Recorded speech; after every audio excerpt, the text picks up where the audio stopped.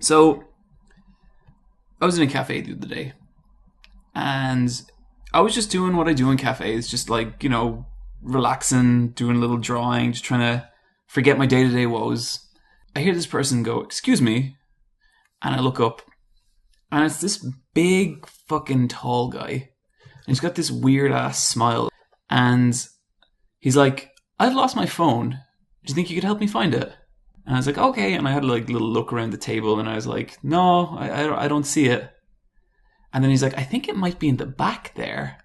And I'm sitting like on a kind of bench. Yeah. And it's like, there's like a part between the bench and the wall. And I'm like, okay. And I'm kind of like trying to, but like to like look at it, I have to like turn away from him, which I didn't want to do because he was creeping me out a little. Did you have stuff on the table that was yours? Yes. Okay. So I took all that stuff off. Okay. And then anyway, he's like, "Okay, cool, thanks." And he goes into the bathroom. And then he comes out of the bathroom and he's like, "Hey, come here." And I was like, And so he calls me over to the bathroom and he's like, "You'll never guess where the phone was."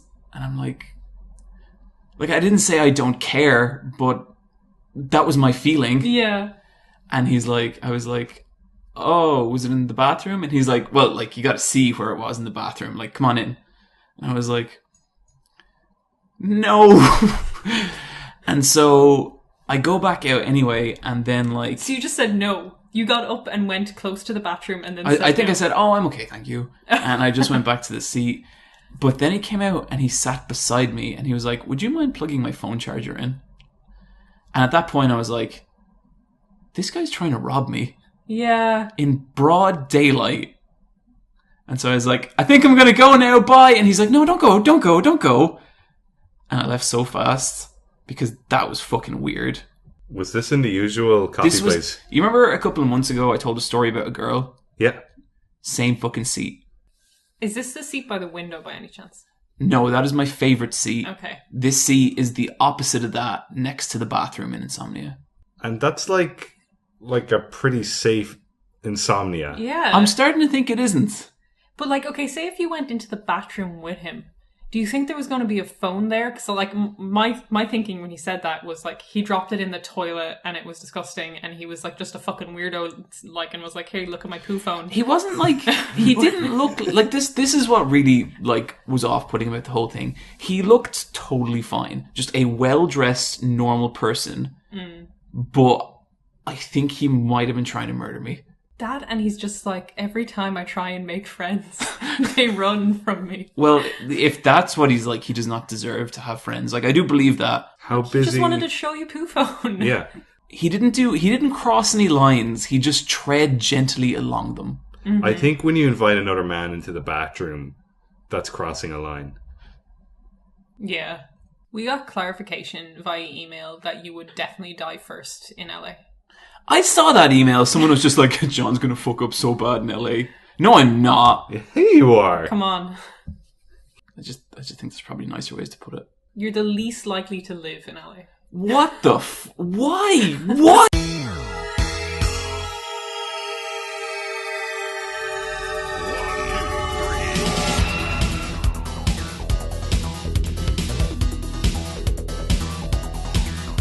Welcome to Let's Fight a Boss Cast. It is episode 50. We have made it to 50 episodes.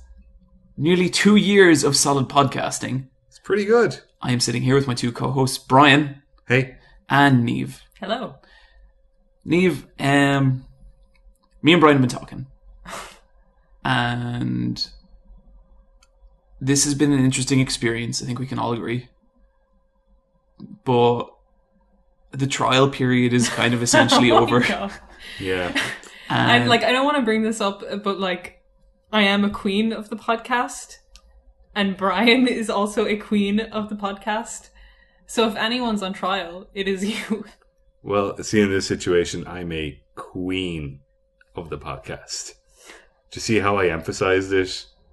So, no monarch has more than one queen, Niamh. That's what we're trying to get at here. I was a proxy queen all along. Absolutely. Oh, yeah. Yeah. So I'm Padme Amidala, and you're the fake Padme. The one who gets blown up. Yeah, and like we did a lot of stuff like I don't want to get too into it because it is. I think a lot of it is quite hurtful. But like Niamh, you should see the focus test for this podcast.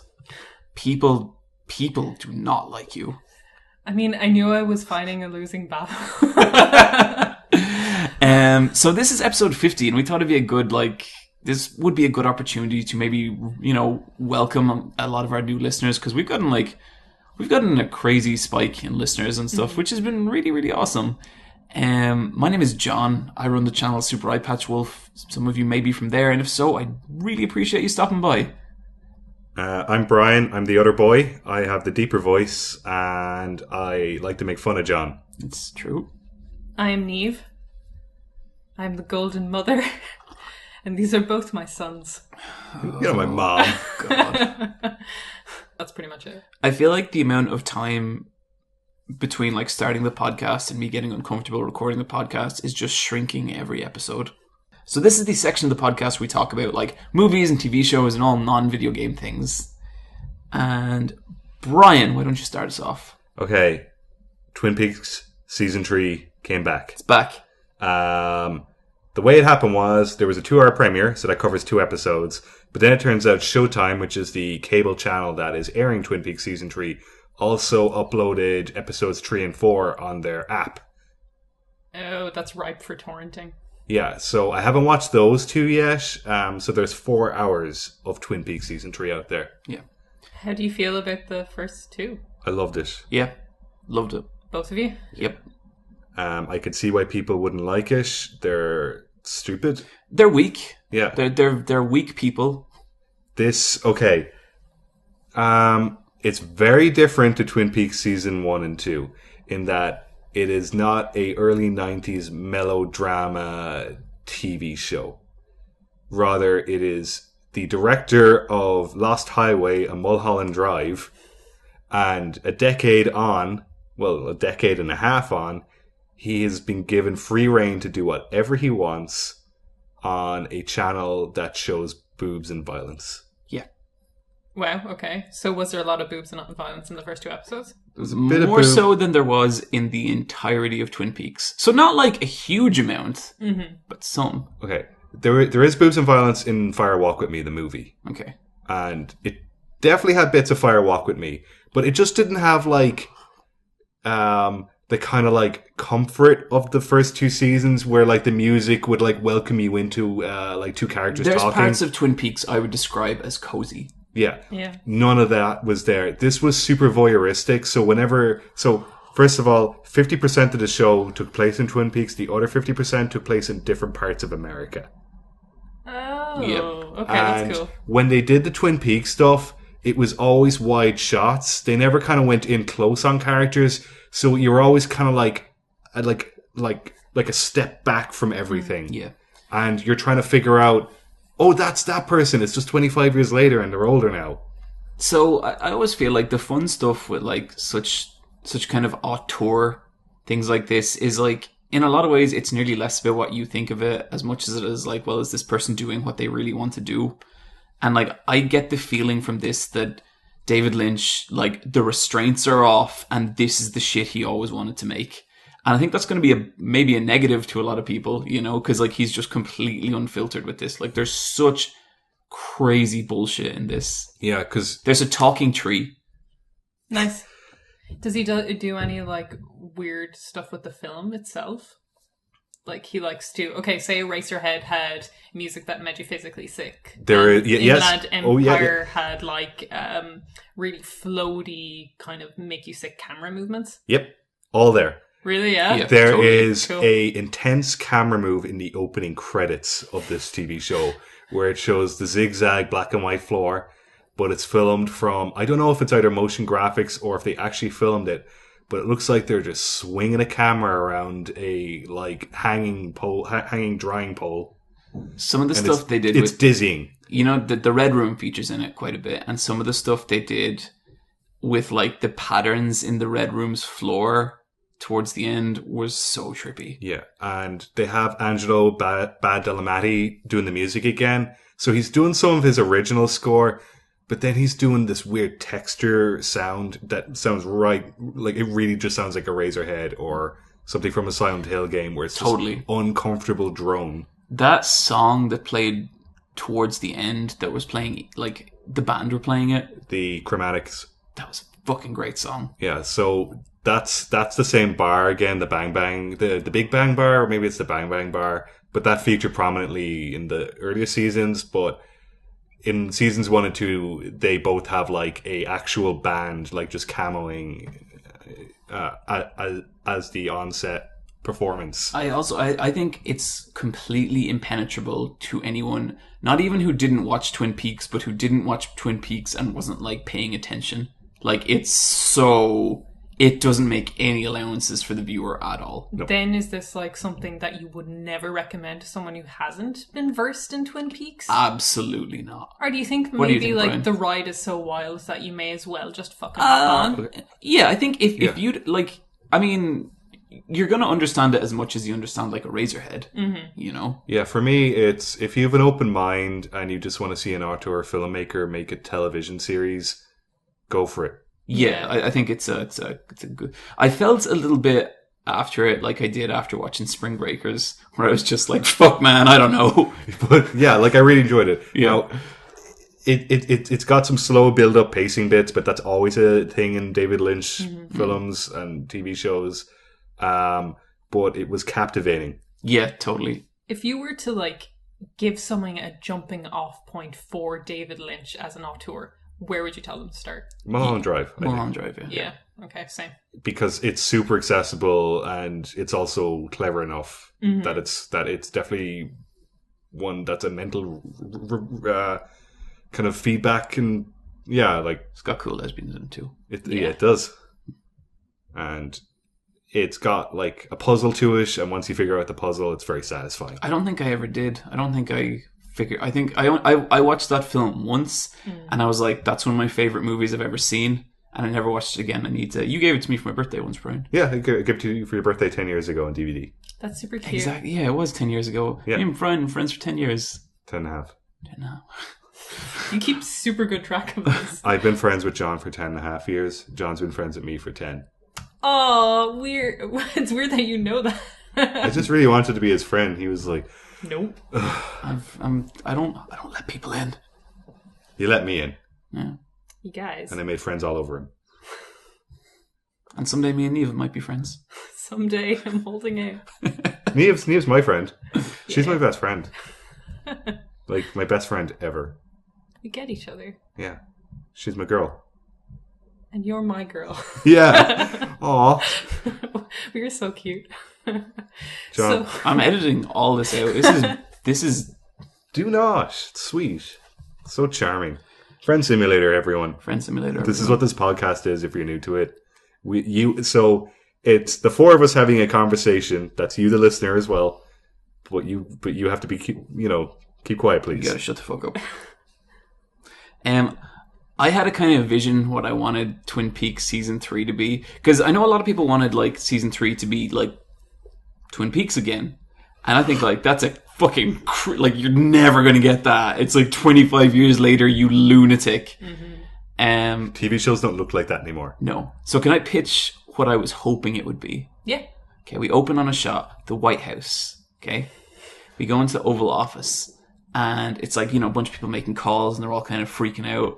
And then at some point, someone says, "Mr. President," and the chair spins around, and it's Agent Dale Cooper as President of the United States of America. It's 25 years later. He was in the FBI. He could have worked his way up. He's a very, very charismatic person. Yeah, but he's Bob.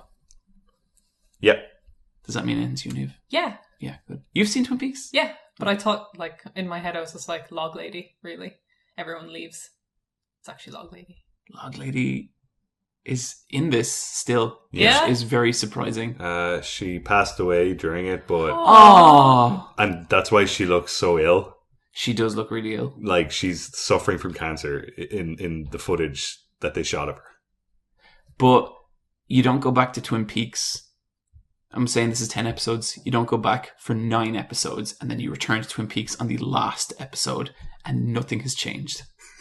That would be my Twin Peaks season 3. I'm glad you're not David Lynch. I'd totally be up for that. Like, fuck the fans. Yeah, fuck the fans.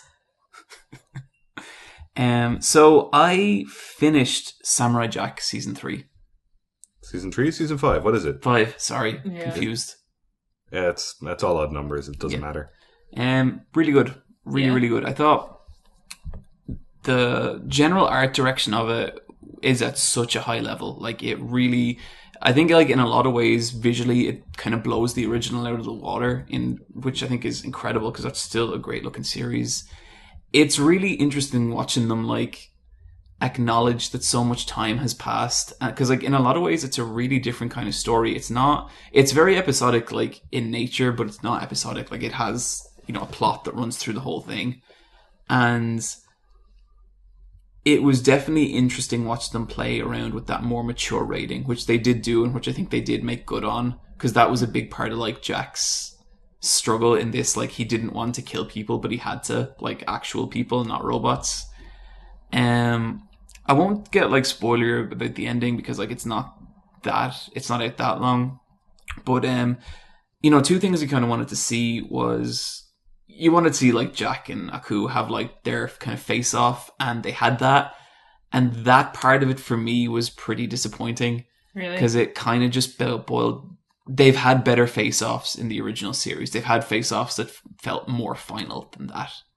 Sometimes a final boss, like the final version of the boss, is the most disappointing because it's final. I think it's disappointing when they don't swerve. Yeah. And they didn't swerve with this. I think they should have tried something, but It should have Aku hugging Jack or something. yeah, I'd be up for that. Just something. Yeah, swerve, curveball. Like, if I asked both of you to guess what the final fight between Jack and Aku is like, you'd both get it within 2 or 3 tries. Like, it's very obvious. But one thing they did nail that I thought was really good is, like, throughout all of Samurai Jack, I've always had this thing where, like, if Jack goes back to the past and defeats Aku in the past, then doesn't that mean that the future he experienced never happened? Yeah. And wouldn't that mean that, like, none of his friends ever actually existed? But then, like, so I always thought that was, like, were they going to touch that or not? And it looked like they weren't, and then they super did right at the end, and I think it really made the ending a lot better. Does that mean Jack is always alone? His struggle is always a solitary one? Kinda. Like, not in one way he gets exactly what he wants, but what he wants has changed. Cool. I recommend Samurai Jack season 5. I might do something on it, we'll see. Cool. Niamh, you saw Alien Covenant. I did. How was that? Great year for you in sci-fi. Yeah. Disappointing. I wasn't a fan of Prometheus.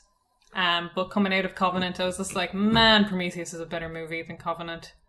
Well, I didn't hate Prometheus. Like, I thought it was weird, and I liked that. Like, I don't think it's a good movie, but I really hated Prometheus. I know My you problem, I really hated it as well. Like, my problem with these films is I expect, like, the original Alien and Aliens and Alien 3 is good sci-fi. Like, Yeah. there's good sci-fi narrative happening there. These films are horror, like, schlocky, bad sci-fi movies. And it's kind of, they kind of trick you in one sense. Like, I'm not going to go into too much spoilers with this, but there's one opening scene that I like of Covenant, and they use solar sails to power the ship. Cool. That was cool and beautiful. There's this gold file like spread across the ship, and it's mad. But that was it for sci-fi, pretty much. And the same problem with Prometheus is the crew are stupid as shit. And that is same in Covenant. So on Earth, we wear hazmat suits for dealing with illnesses and shit that we know. We know it's true and true. We wear hazmat suits. They decide to land on a planet that has 85% viability that never showed up on their radars before. And they're in their, like, Star Wars ponchos. There's no, like, hazmats, Really? There's no helmets, there's no nothing. which, like, completely destroys the sci-fi fantasy. Well, for you're you. meant to see the actors' faces. It's just really annoying, but, like, it even gets worse. So then this girl is like, I'm gonna get some samples. And the guy who's with her is just like, I'm gonna take a piss. She's collecting samples in a river, and he goes upstream to take a piss. Like, I mean, I'm no scientist. I think there's humans on this planet. Yeah, it's like, it's crazy. He's smoking a spliff, he throws it on the ground. You literally know nothing about the flora or fauna or anything. How else are we meant to know what a cool duty is? It's pretty much that. So it's kind of like, if they were a smarter crew, and if the exact same stuff happened, like dealing with the aliens and them dying, but they did it in a smarter way, I would be so on board. It's just, everyone is so stupid. And is this just like a slasher film featuring the alien? No, it goes like, if you're into alien lore, it like doubles down on that shit. Yeah. Like, it opens up with a conversation with like David, who is Michael Fassbender's character. So he's a robot completely. He's an android, Yeah. but there's a few of them because he's a mass-produced like butler.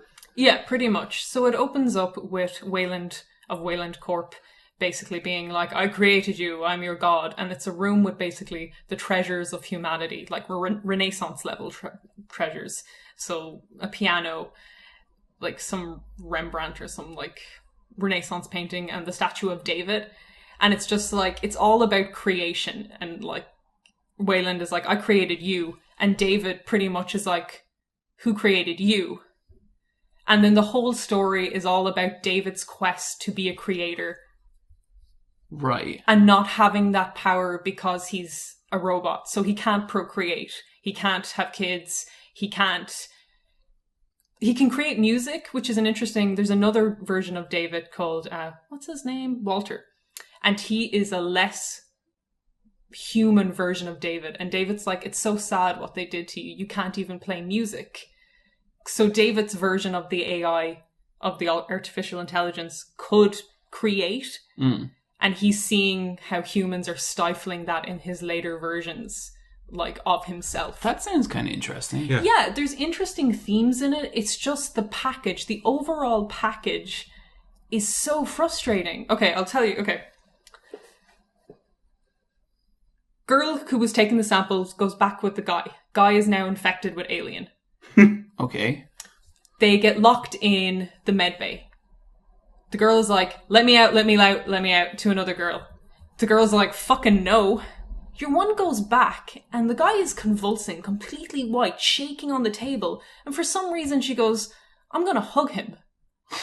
And she just hugs him, and obviously all shit goes like to crap. She slips in a puddle of blood.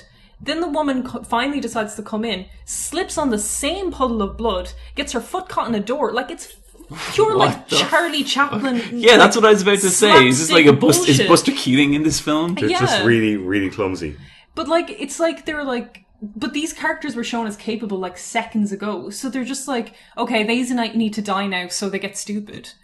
You know, this guy needs to have a spore in him, only there was, like, so some kind he of gets stupid. Perfect killing machine in the film that could... No, never mind. And who is the protagonist in this film? That's another thing. What's her name? It's not like... So Shaw was Prometheus. This is Daniels. Okay. Daniels is alright. Like, she doesn't get as much time as Shaw or Ripley ever gets. Because Shaw was okay. Yeah, Shaw's fine. Daniels is good as well. It's just, you don't get time to really relate to her, apart from, like, this last scene where everything gets, like, Fast and the Furious style action-y, and she's hanging off this, like, spaceship with a grappling hook, and that just comes out of nowhere. They're like, okay, this is the action sequence. Like, it looks cool, grand. How are the aliens or alien? There is a new alien type in this, which I actually do like. What's it called? The design is called Neomorph. And this is like a precursor to the Xenomorph. Yeah. It's got different splices of DNA in it. Yeah. I love different kinds of aliens. Because I did like the alien that's at the end of Prometheus, and it's like a sort of like space jockey hybrid of the engineer. Yeah, I kind of liked that too. And it was just like this weird, like, it shouldn't exist, but here it is. But it's not a perfect Xenomorph, because like the Xenomorph is really, really perfect. Yeah. There's a scene with this, like, when you see the Xenomorph, because, like, and it looks like someone put a Figma toy of the alien inside someone, because it comes out purely formed but miniaturized. It's a really weird scene. I was like, what the fuck? So... Because for me, I really like when like it's like a larva at the start, Yeah, and like it's kind of weak, but it's fast. You'll like the Neomorphs, then they're fucking gross. And they've accelerated their growth pattern as well in this. I know we're on a podcast, but I do have a Xenomorph toy over there in the corner. Oh, you do? It's cool. Yeah. You know what? Like, if you like Alien, go see Covenant. I think there's enough to get you through it. I'd probably like it because, like, I think when I saw Prometheus, I think I wasn't paying attention at all. I didn't even know that was part of the Alien thing. I just knew it was like Ridley Scott new film. It wasn't meant to be, and the whole idea was that they were like, "Is it? We don't know," but it was. Yeah. But I think I was just like, oh, a bunch of dumb monsters, and that was kind of enough for me. I think if I was like, wow, the next installment in the Alien franchise, then I would have been real. But like, okay, here's another thing. I really like Alien vs. Predator.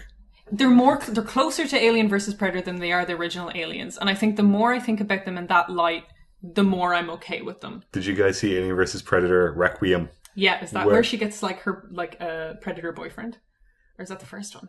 I think she meets a cool Predator in the first one. In the first one, she meets a cool Predator, and he gives her a warrior scar. Yeah. And then he's like, "You're all right." And then he flies up, but then he dies, and the pralien bursts out of him, which is what happens when a Predator gets infected by an alien. What chest bursts out is an alien with a predator mouth. Awesome. But in Alien vs. Predator Requiem, it continues like 20 minutes after the first movie, but they fight it. But they fight in a high school in America. Okay, I have not seen that. You've not seen this? Yeah, that sounds amazing. Yeah, that sounds okay. Like this film is as good as a Resident Evil film. It's shit. It's so good. Bryan, you don't say stuff you can't take back. It's good stuff. I'm in. I like the first one. You sound like you did not hate this movie, Niamh, despite it being disappointing. I'm an Alien fan. I like Alien content. There is some cool visuals in this. It's just... I wish the crew was better and less of them. Like, a lot of them are cannon fodder that you don't even know their names by the time they're dead. They're probably just there to, like, pad out script beats where it's like, something exciting is going to happen on page 9. So that's why it feels like a horror movie, you know, where you're introduced to the slasher cast and you're like all 10 of you don't matter, only the final girl matters. Oh, yeah. It's pretty much like that.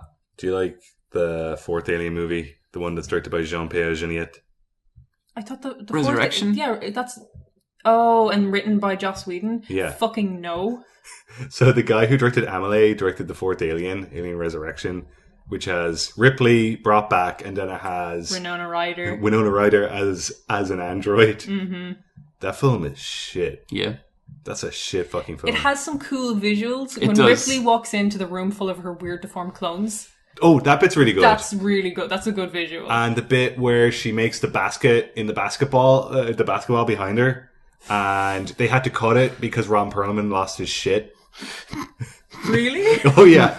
So she throws a basketball behind her that goes through the net. But in the raw footage of it, Ron Perlman looks at the camera and goes, "Did you see that?" Because she did a first take, didn't she? Yeah. She's just that good. Yeah. Cool. Sigourney is fucking cool. I'm actually kind of a little curious to see it now. Yeah. Yeah, I think it's worth seeing. Hey, Netflix, 8 months, sure. Mm-hmm. Pirate Bay, let's do this. Yeah. So it's a good evening. You'll be entertained. Okay, yeah. And with that... Oh no, Niamh, you have also been watching something else that's part of Ripley Scott's cinematic universe, Master of None Season 2. So, Master of None is the TV show by Aziz. Aziz Ansari. Yeah. And season... Pretty decent first season. Yeah. Season 1, pretty good. Season 2 is back, and it's better than Season 1. I kind of hoped it would Parks and Rec it. Yeah. Ooh, no, it doesn't go that direction. Parks and Rec gets way better in Season 2. Oh, okay, more in terms of, it improves. Just, it doesn't get, it kind of doubles down on the comedy of life rather than being actually silly. You know what I mean? Yeah, sure. That's charming. That's nice. Yeah, there's some really good episodes. I've never watched the show properly, but I've been meaning to. I think it's cool. I think, yeah. I'd even be you could skip Season 1 and move on to Season 2. I think and then if you like it, just go back and watch it. Yeah, totally. Yeah. Because Season 2 has a lot more, quiet moments or, portraits of other people. There's an episode called New York, and it just, follows different people around the city. Oh, I love that. That's really interesting, because, there was a kind of, there was a little bit of, sensitivity or something to that show. I think it was better when it was adhering to that. Yeah. It doubles down on that, and it does it really well. And, there's some really interesting and fun shot composition. It opens up with just black and white bells tolling. like in Italy. I was just like, okay, didn't expect that from like a Netflix original Aziz comedy, you know? But it does nice things. Like, he's really having fun having this kind of budget to do what he wants. Yeah, I think I the feeling I get from what I've seen of it is like he has loosened up a lot from the first season, and like he's going less into sitcom conventions and more just into his own thing. And that's cool. And like in season 1, if you were to have like his parents or play his parents in it, they were not comfortable at all in it. They are so much better in season 2. Really? Yeah, they've really warmed nice. into it so much. So I'm like, yeah. They probably figured out some system off camera to just kind of get in the mood. It kind of seems like the dad just loves it now. Aww. Like maybe he watched it back and was like, oh, I'm a TV star. He probably thought it was for Funny or Die or something, and then when he saw it was on Netflix, he was like, oh, okay, this isn't embarrassing. Okay, with that, we're going to move into our strategy talk.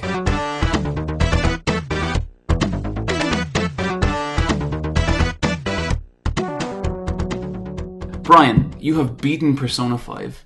104 hours, Jesus. beat the game. Okay. How you feeling? It's my favorite game this year. Really? Yeah. Cool. Yeah, I really, really liked it. Like, it's a great game. Had a lot of fun playing it. Makoto was my girlfriend. She's fucking fantastic. Yeah. Before I started playing, I really, really wanted to go after Haru because I really, really love her Phantom Thief outfit. But you get her so late in the game as a social link, like in October. It's really, really hard to. Sounds like you kind of have to min-max it. Yeah, because she's level 5 proficiency in your stats before she'll kind of talk to you because she's into gardening and she wants you to have capable hands. So you need level 5 proficiency because if you've level 4, you're just not good enough at gardening. You have to be level 5. And so to do that, you would have to work on your proficiency for months. I think if someone didn't want to go out with me because I was bad at gardening, that would be a self-selecting process that, for many reasons, that would not work out. She's definitely a New Game Plus waifu. Really, the game only offers you Anne or Makoto as your like same age love interest because Futaba needs level 4 kindness. I've been working a lot at the flower shop. Okay. She's a bit more obtainable because you start befriending her in like late August, September, early September. Are you going to date Futaba? I might do. Because Right. I feel like I really could cool. date Anne or Makoto. but they both... I don't know. I know everyone's going to date those two. So you just want to date... Well, Follow your heart, John. Jesus. Well, I also like... I think Futaba's design is really cool. She's and I like definitely... that she looks like an inkling. She's definitely the most iconic, like... That, like, if you think of the Persona 5 gang and before you played the game when you were trying to like figure out who was who, she sticks out the most. Yeah, like when we saw her in the trailer first, we were like, oh fuck. Yeah, she's cool. Yeah. Like, if they make Persona 5 Arena, like, she's gonna have some of the most interesting move sets and like sprite We'll have to animation. wait for Persona 5 Arena Ultimax. Like, she's definitely a character they would add after the fact. Oh yeah, because she's a navigator, which is unfortunate. Yeah, because I really wish there was a 3D model of her running around with you while you're doing the dungeons, but that never happens. Oh, really? She's just a navigator. So she never becomes an actual fully fledged party member? Yep. Yeah. She doesn't have a persona? So she does. That's like in every game, you get a character who like they don't fight with you, but they have a persona and they help you navigate. So Rise in Persona 4, the idol. Oh. She's a navigator in that. Okay, I did not know this was a thing at So all. she has a 3D model, like, you know, for like the like normal Japan stuff, but when you're dungeon crawling, she's not there. Really. Well, she's there at the start of the dungeon entrance, but like you can't have her like running with you. It's just not how the game works. She's too tiny and frail. Yeah. Is that how they justify it? Is that like she's like one of those? It was just in the previous game, so if it ain't broke, don't fix it. It's just part of the formula. Yeah, but they work that into her narrative. Like she spends all her time playing games. She has being on the zero. computer. She's zero body strength. She's very, very weak. That will be an issue. Yeah, I thought you'd like go for the girl who likes fighting and has muscles, Makoto. like body mass. Makoto's. I do. I think I'm more just curious to see where her storyline goes. And John's role playing in this, like he's not playing as John, he's playing as like This is getting Protagonist. This is getting too into things. Harry Kun, as he's called. It's Japanese Harry Potter, isn't it? I love the protagonist in this game. Like, yeah, he's cool. He's such a great design because, like, you in Persona 4, like the main guy in Persona 4 is actually called Yu Nakamura. I kind of hate his design. He is such a blank slate, but I think like this guy is like a blank slate with curly hair and glasses. Because like he's done redeemable things at the start of the journey. Yeah. I really, really like when he's doing fantasy stuff because he gets like an evil smile on him. Yeah, that stuff's cool. And he's cool. Yeah, he is. He seems more his own character than the other ones. Yeah. Yeah, like... It's so hard to do. Barely, but in a 100-hour adventure, that's a lot. Yeah. You know what I mean? Oh, yeah, for sure. And I like when you press L1 for detective vision and he goes, where is it? Yeah. I'm not going to spoil anything, but there were some things that kind of disappointed me at the end where... So the way the Persona games usually work is the formula is that you are in a town for a year, 1 year at school, and you got to make the most of it. You can only play 9 months of this game. Huh. The game finishes at the end of December. Oh. And then for January, February, March, you just press X. It's a visual novel. That sounds like a real pain. Yeah, it's fine. It's really, really interesting stuff, okay. But you can't do any social ranks or anything like that. Like all that stuff ends at the end of December, and that's just how it is. I feel like they're so weird with the social rank stuff because they nearly treat social ranks like they're a limited resource. Like if they give you too many, something bad will happen. Oh yeah, it's so fucking limited at the end. Like you cannot do all of them. Like I had stuff where it was like we took a tour of like a TV station. And then I got back to the, coffee shop in the evening, and that fucking cat, who I really hate at this point, was like, we should go to bed. And it's like, what are you talking about? I wanna hang out with my creepy teacher. I guess it, forces you to pick who you want to spend your time on. Because, like real life, time is a precious resource, and you don't get to hang out with everyone or do every single thing you want to do. Yeah, I wish if they had to do it like that, they could justify why they take your days away a little better. Yeah. Because some of them is just... Sometimes the cat's just like, go to bed! And you're like, why? Really, if you want to get the full experience of this game, you have to do the New Game Plus. And what happens with that is it'll carry over your personal stats. Yeah. The personas you got, so you'll have level 70 personas. It'll knock you back down to level 1. But you'll be getting buff from the personas anyway. But you'll have buff from the personas, and you could pretty much, beat the game in under 50 hours then. And you can play it more as a visual novel. And are you at all tempted to do that? No, I'm just going to watch it on YouTube. I found out what happens if you romance every girl. You get such a funny cutscene on Valentine's Day. It was so fucking good. That's cruel. Yeah. I think I'm going to level 9, like Makoto and Anne and Futaba, and make my decision then. What's wrong with that, Niamh? Nothing. Normally I would be fine with that, but lately, when I was playing Mass Effect, I was flirting with PB in front of Vetra, and I felt shit. I felt really bad. I was just like, Vetra can probably hear this. I'm a dick. Yeah. But, so lately that's been, bothering more and more. But nothing's wrong with it. You should do it. But level 9's just being friends. We're all level 9. I think Anne, is in love with you from fucking stage 1. She gets super into you. Yeah. It's pretty funny, actually. She really, really wants to be your girlfriend at one point. I feel bad for Anne. Because, everyone I've seen talking about this game is like, yeah, Anne's nice, but I eventually romanced someone else. Makoto's best girl.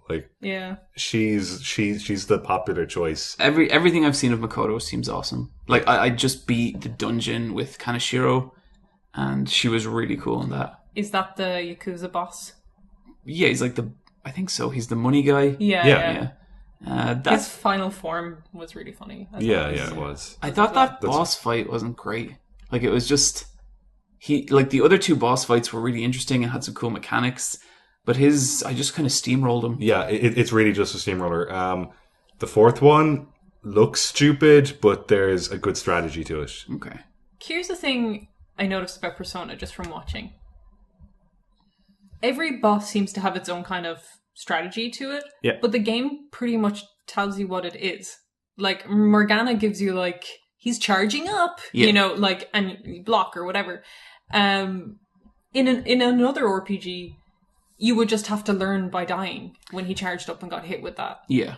Is Persona kind of like not really a hardcore RPG, and you're more in it for the social links? It's definitely more casual. Yeah. But there is a difficulty slider that you can move up and down in the options whenever you want. Okay. Yeah, but like with stuff like that, that's going to raise their level. stats, you know?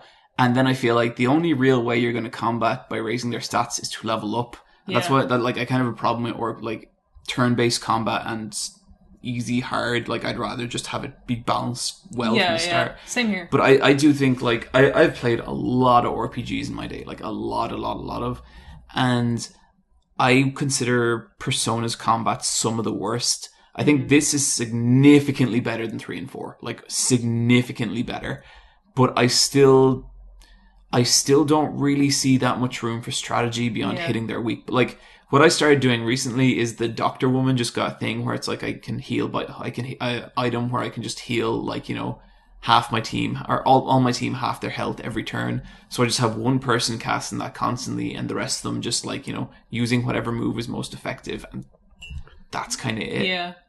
When you think about, like, Final Fantasies, like, elemental switches happen and you don't know why, like, and you have to, like, keep track of all of this, you know? So that was the one thing that really stood out to me, was the boss battles seemed very simple. The boss of the 6th palace has a lot of rules to it, and they're very fun. I thought the boss of the 2nd palace was awesome, because he's broken into 4 parts, and, like, each one of them is vulnerable and strong in a different thing, and you have to kind of figure that out. They do that again, like, but it's way trickier, like, and that's really cool. Like, no, there is some stuff in the boss battles. I think the boss battles are actually pretty good. Okay. It's maybe they're enjoyable. What you're saying about, like, them being very, like, rigid, that is kind of true in a lot of ways, because they will be like, hey, let's do this. But I also really enjoy those parts, because you do get to, like, pick which of your, like, team members goes off on a mission and stuff, and that's fun. They do a thing where you kind of have to, like, lose, and then you're like, oh, we can't do this, but that's to trigger, like, the cutscene that actually makes you do it. So they do that once or twice in the boss battles, but that's such an RPG thing as well. I think with Kaneshiro, I just steamrolled him, and I never got the chance to do anything like that with him. Because at one point Morgana was like, you should throw an item that's worth money at him. And I was like, okay, but then my team just killed him. Yeah, he's definitely one of the easiest bosses. Yeah. Where does it rank in your personas? It's definitely, okay. It's my favorite Persona. Barely. Over 4? Persona 4 Golden is on the is on a handheld. This game could be on the Switch, like, no problem. Yeah. Like it's not a complicated game. It could store nicely on. Would you say, Bryan, that it's the better game, but maybe you prefer Persona 4 a little?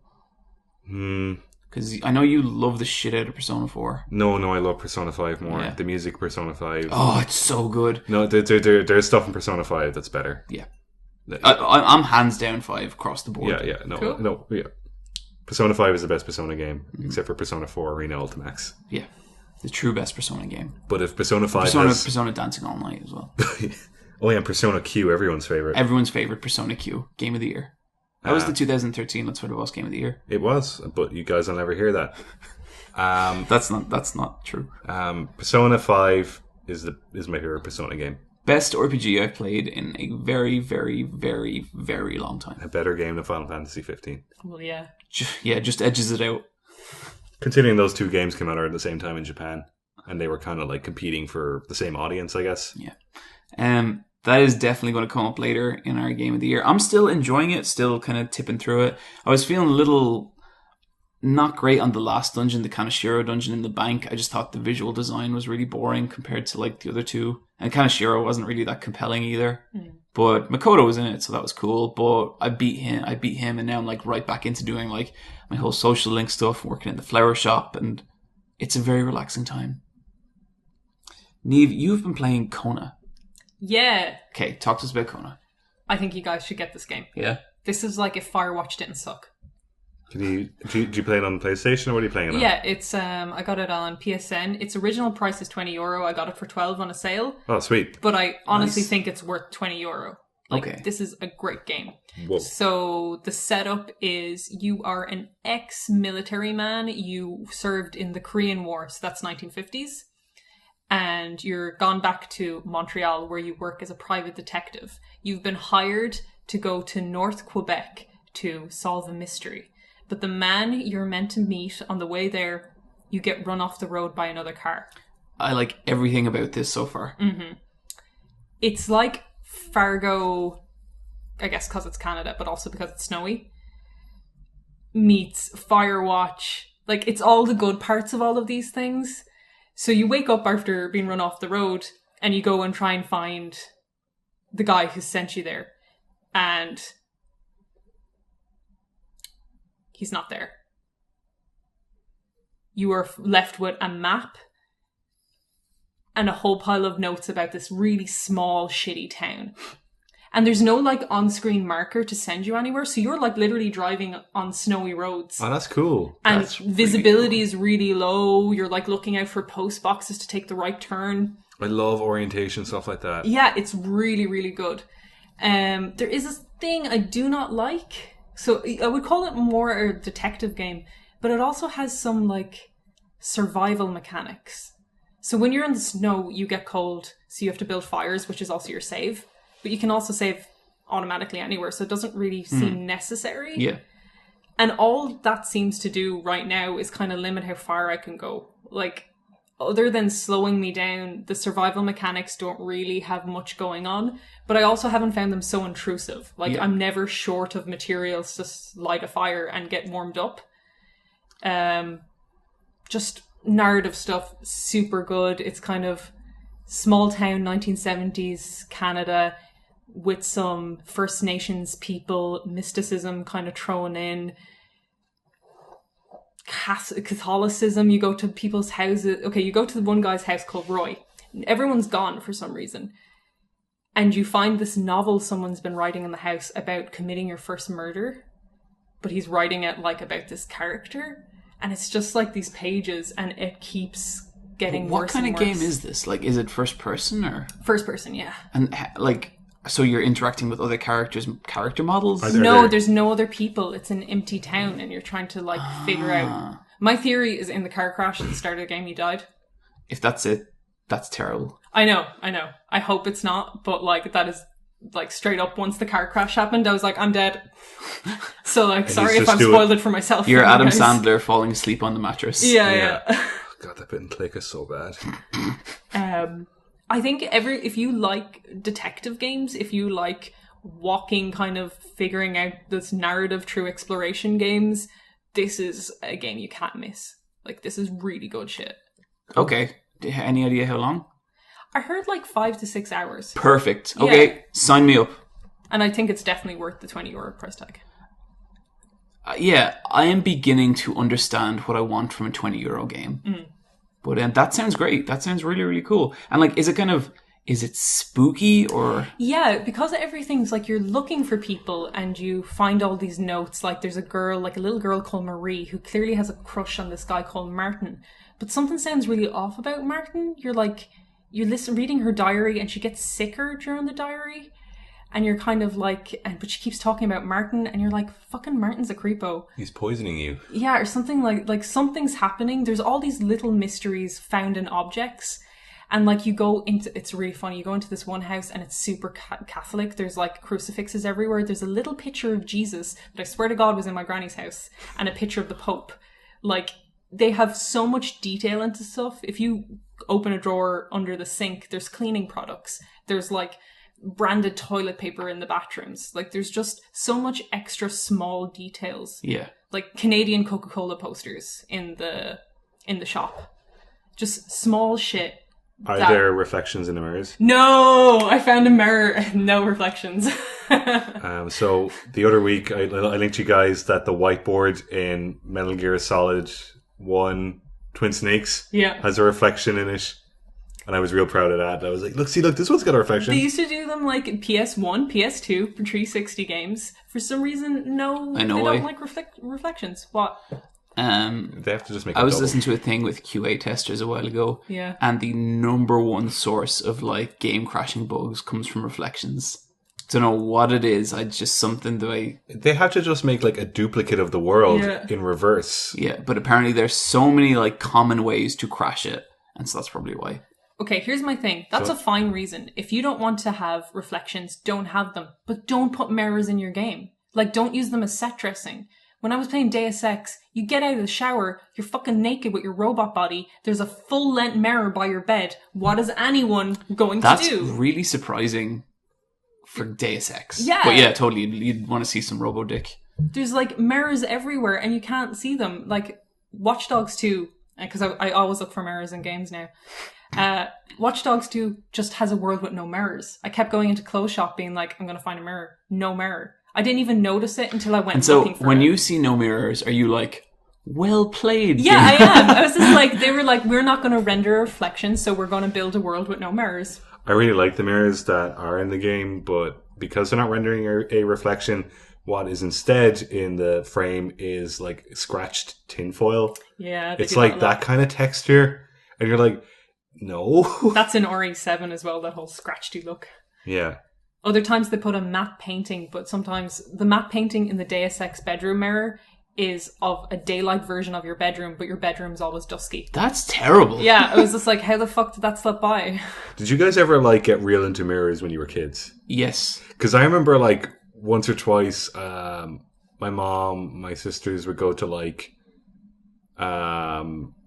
some fabric place that would have big long mirrors. So I'd like get real close into them and be like, you can almost see what's outside the view of the mirror in the mirror. Because if you keep looking, you can see like right to the edge and a little bit beyond the edge, and you're like, that's another world. I was always fascinated by the idea that, like, you know, if you and a friend stand at an angle to a mirror, you can see them in the mirror and they can see you, and you're both looking at the same object but seeing different things. That blew my mind as a child. Yeah. I think there's a definite reason why people are fascinated with mirrors. I find mirrors really spooky. Yeah. Really, It's- And the fact that it's you, but it's not Reverse.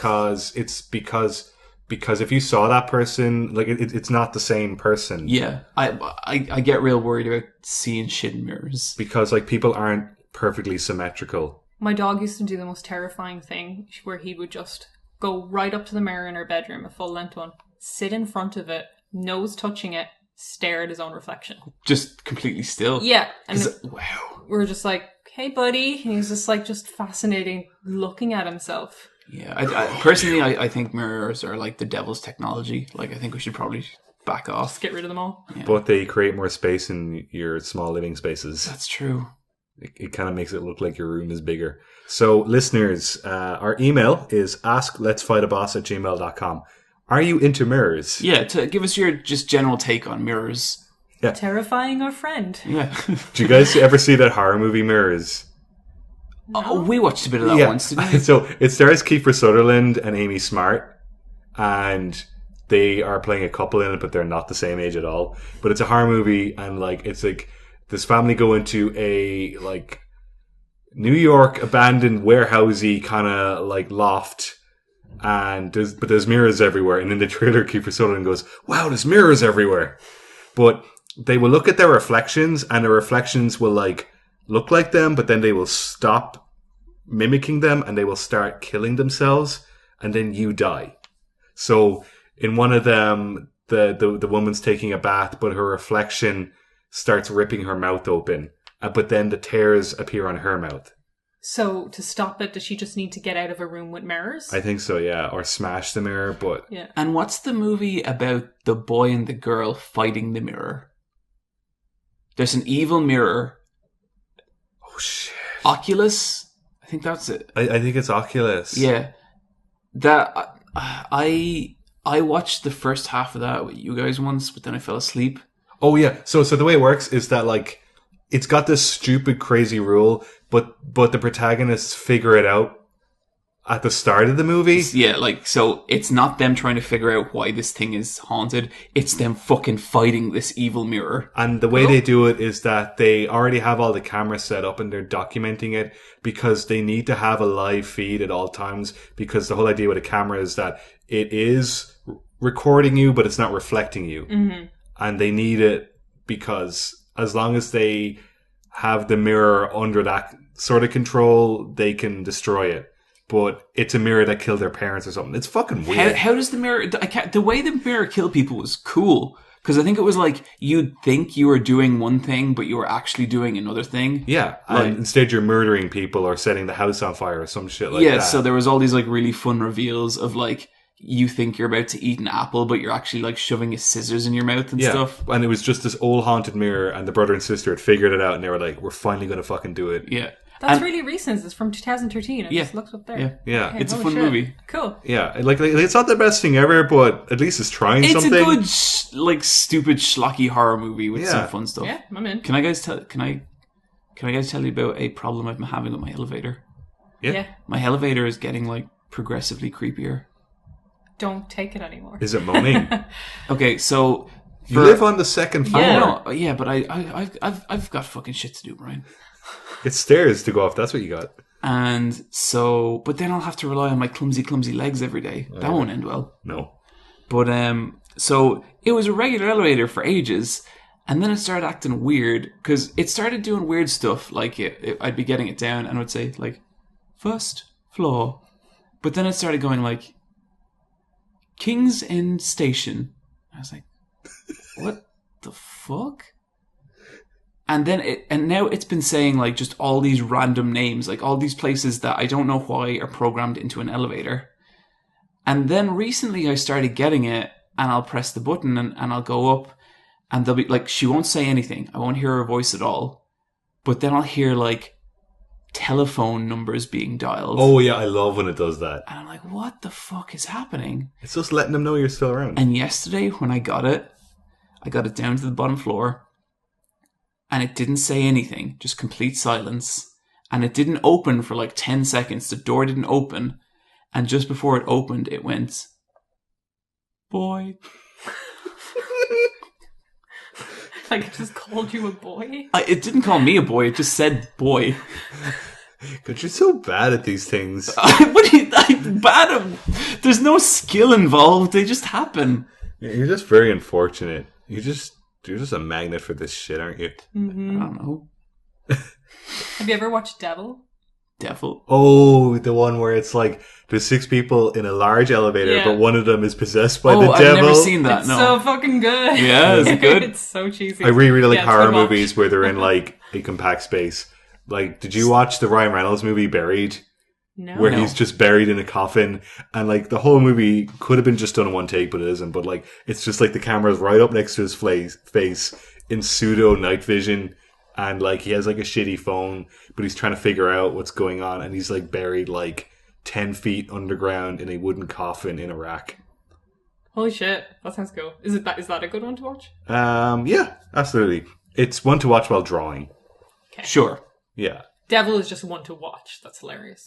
Okay, yeah, no, I've heard of that before, and I really like the sound of it. I watched Devil on a Train Journey, and it was absolutely perfect. Okay.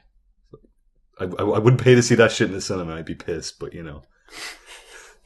So, speaking of horror, I played Little Nightmares, and this is a €20 game on PS4 and maybe Xbox One. I'm not sure. It's a 2.5D platformer, isn't it? Kinda. This is a kind of odd game. We were talking about, like, you know, you were saying Kona is €20 and how it's like absolute, like that's a really good price point for that. I think €20 is a really good price point for this game. This game is 4 or 5 hours long. I've beaten it all the way through, and I went into it after the first couple of hours. I was like, this is Limbo. Like, this is exactly Limbo, which is kind of not really what I wanted. No. But as the game goes on, it gets less and less like indie spooky platformery, and it starts kind of becoming its own thing, and you start having to like explore environments more and more. And it's really interesting. This game used to be called, I think, The Maw, and then it changed its name to Hunger, and then it changed its name to Little Nightmares, and it was Hunger was the perfect name for that game. I'm kind of annoyed they changed it. I think Little Nightmares is really corny. Do you think it was just a marketing branding reason? Yes, and I think it's a really terrible name. To appeal to like Tim Burton kids. Yeah. Yeah, once you said you were into getting the Little Nightmares, I was just like, yeah, sure. Show me your lame game. Oh. But so it's the way they kind of talk about it is like fairy tale horror, and that is totally what it is. It's like you're this little character and you don't know where you wear like a little yellow rain jacket and you don't really know where you are or what you're doing. And so the game is all about like working your way up through this big gigantic environment, but as you're working your way up, like you're figuring out what's going on and like what the purpose of this place is. And it's not like really majorly shocking or anything. There's no like big revelations, but just the way it's all conveyed is so fucking weird and so well done. Like the environments are just like incredibly detailed. Each one has like its own like kind of boss character. And so you get up to one and it's like this pair of butchers. And they're like, I think they're two brothers or something, but they do everything together. Their beds are sewn together. Their toilets are right next to each other. They have like one portrait that's split down the middle. That's them both. And it's like really like beautiful and atmospheric and interesting. And it's like Limbo, but it is on an actual 3D plane. Like it has a Z-axis, which I think works out better for kind of like, you know, exploring an environment because you're exploring the actual living quarters of these giant monsters. Yeah, it makes it less linear as well. Yeah. It's hard to say because I know a lot of people love Limbo and I wasn't the biggest fan of it. I definitely got more out of this than I did Limbo. It's hard for me to call it a better game. I think it just appealed more to my sensibilities. Design-wise, it looks really stop-motion-y. Like, do you think it's just the design sensibilities? Like, it reminds me of Coraline a little. Yeah, I'd say Coraline would have been a big influence on this because it has a lot of that kind of appeal to it. What's the name of that studio that made Coraline? I always forget the name of them. I don't know. They're based in Portland. I can't remember. Yeah, but they made Coraline, Paranorman, Box Trolls, and Kubo last year. Laika? Yeah, Laika. Yeah. Oh yeah. The dog that went to space. But it's really, really good. And like from the start, I think what bothered me about the start is you start off in like a grungy kind of like industrial thing, going to an old library, and it's not like the most compelling sort of stuff. And the first monster, he's cool. He's like this big. He's got these really long arms that like follow you down pipes and stuff, and that's cool.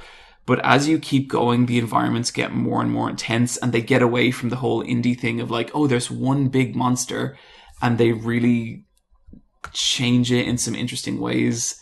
Especially like in the, I don't really want to say anything, but in the like second last environment, it's really like it gets really intense and not subtle, and just like holy shit, like look at all this fucking craziness. And it's a really interesting game, like really, really interesting. I definitely recommend it to both of you. Cool. Do you think it's like game of the year conversation? We should play it for these kind of reasons. I think it has a reasonable chance of cracking our top 10. Given the year it's been, it's not going to be in the top 5. Yeah. But it is also a super low commitment, and I think it's going to be something that's probably going to be on sale a lot. Yeah, I'm sure between now and the end of the year it'll be a tenner. Yeah. Now, saying that, it's when you see the work that's gone into it, and like if anyone's interested, I'd really encourage you go look up a trailer of this game because it's really difficult for me to put across what specifically is good about it. But just know that like it totally delivers on some really, really great moments. It never quite has its Limbo Flesh Monster, or it's not, it's Inside Flesh Monster. It never has a moment that good, but there's some really cool stuff in there. And I think even just watching the creatures go about their day-to-day life is super fascinating because they're all really well modeled, really well animated. Nice. Cool, yeah. Yeah, that's definitely on my list. Yeah, I think I'd be really curious to see what you'd make of it. Do you know on the PSN store you can create a wish list? Yep. Yeah.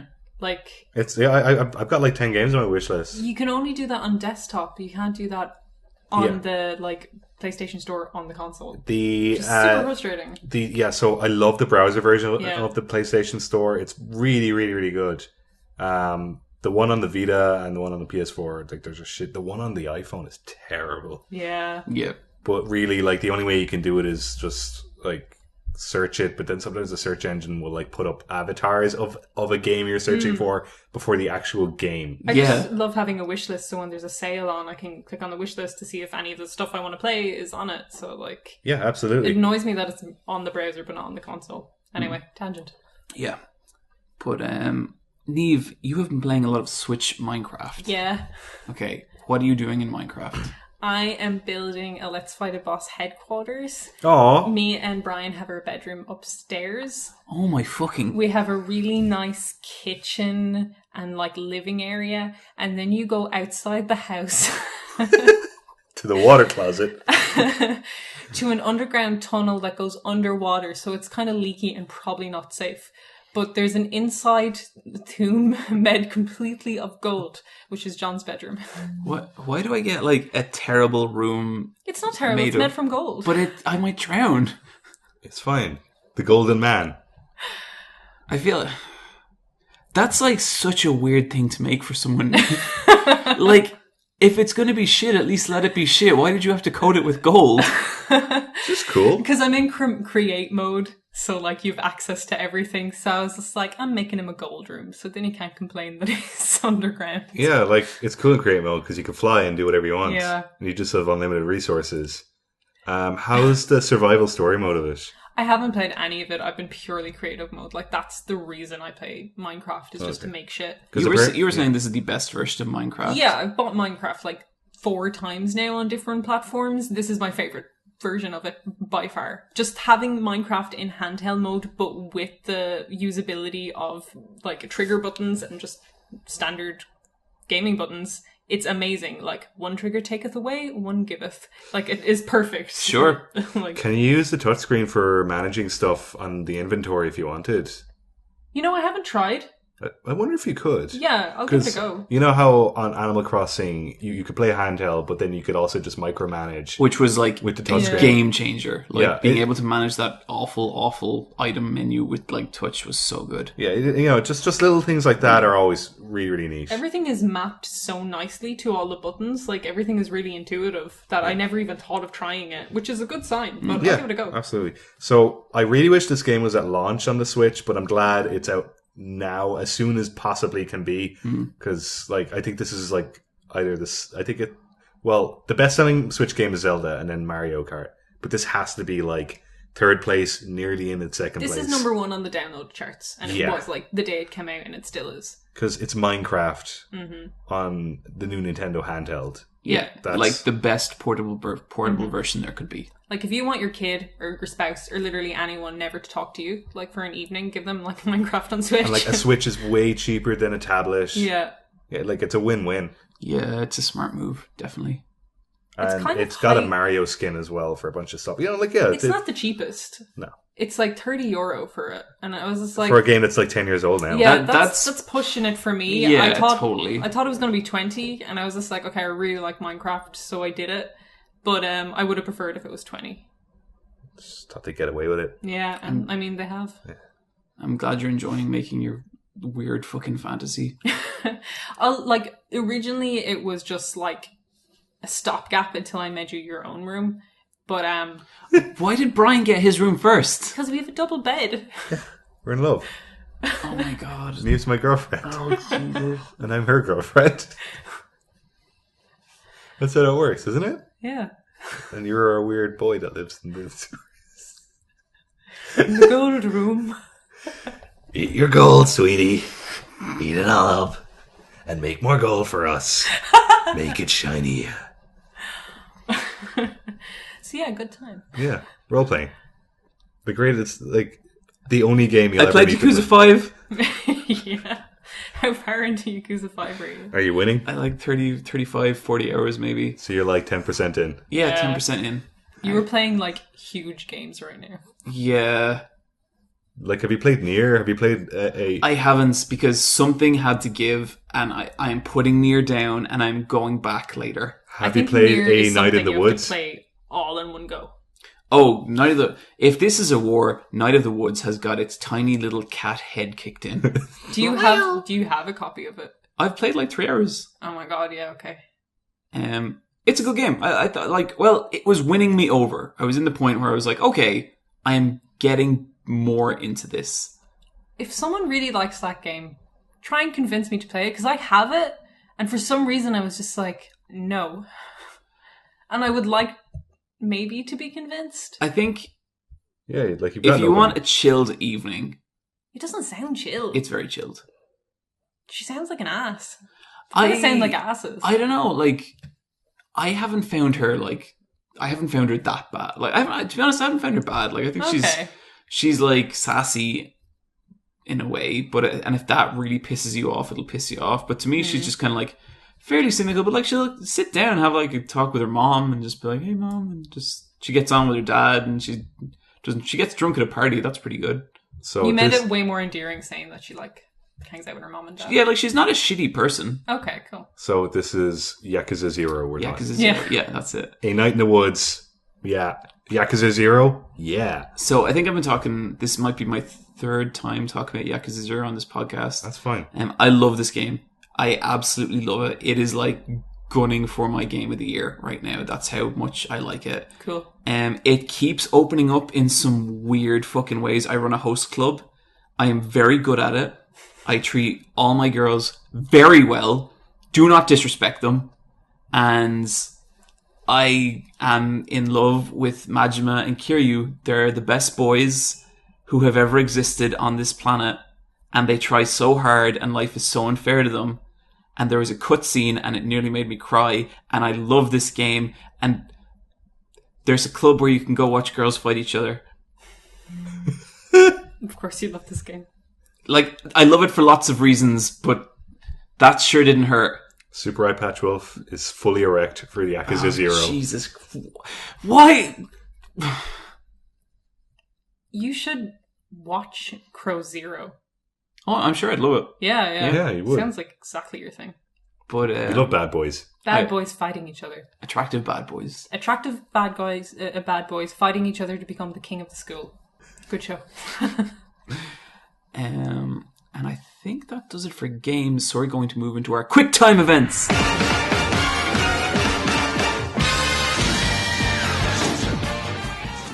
Which is more games.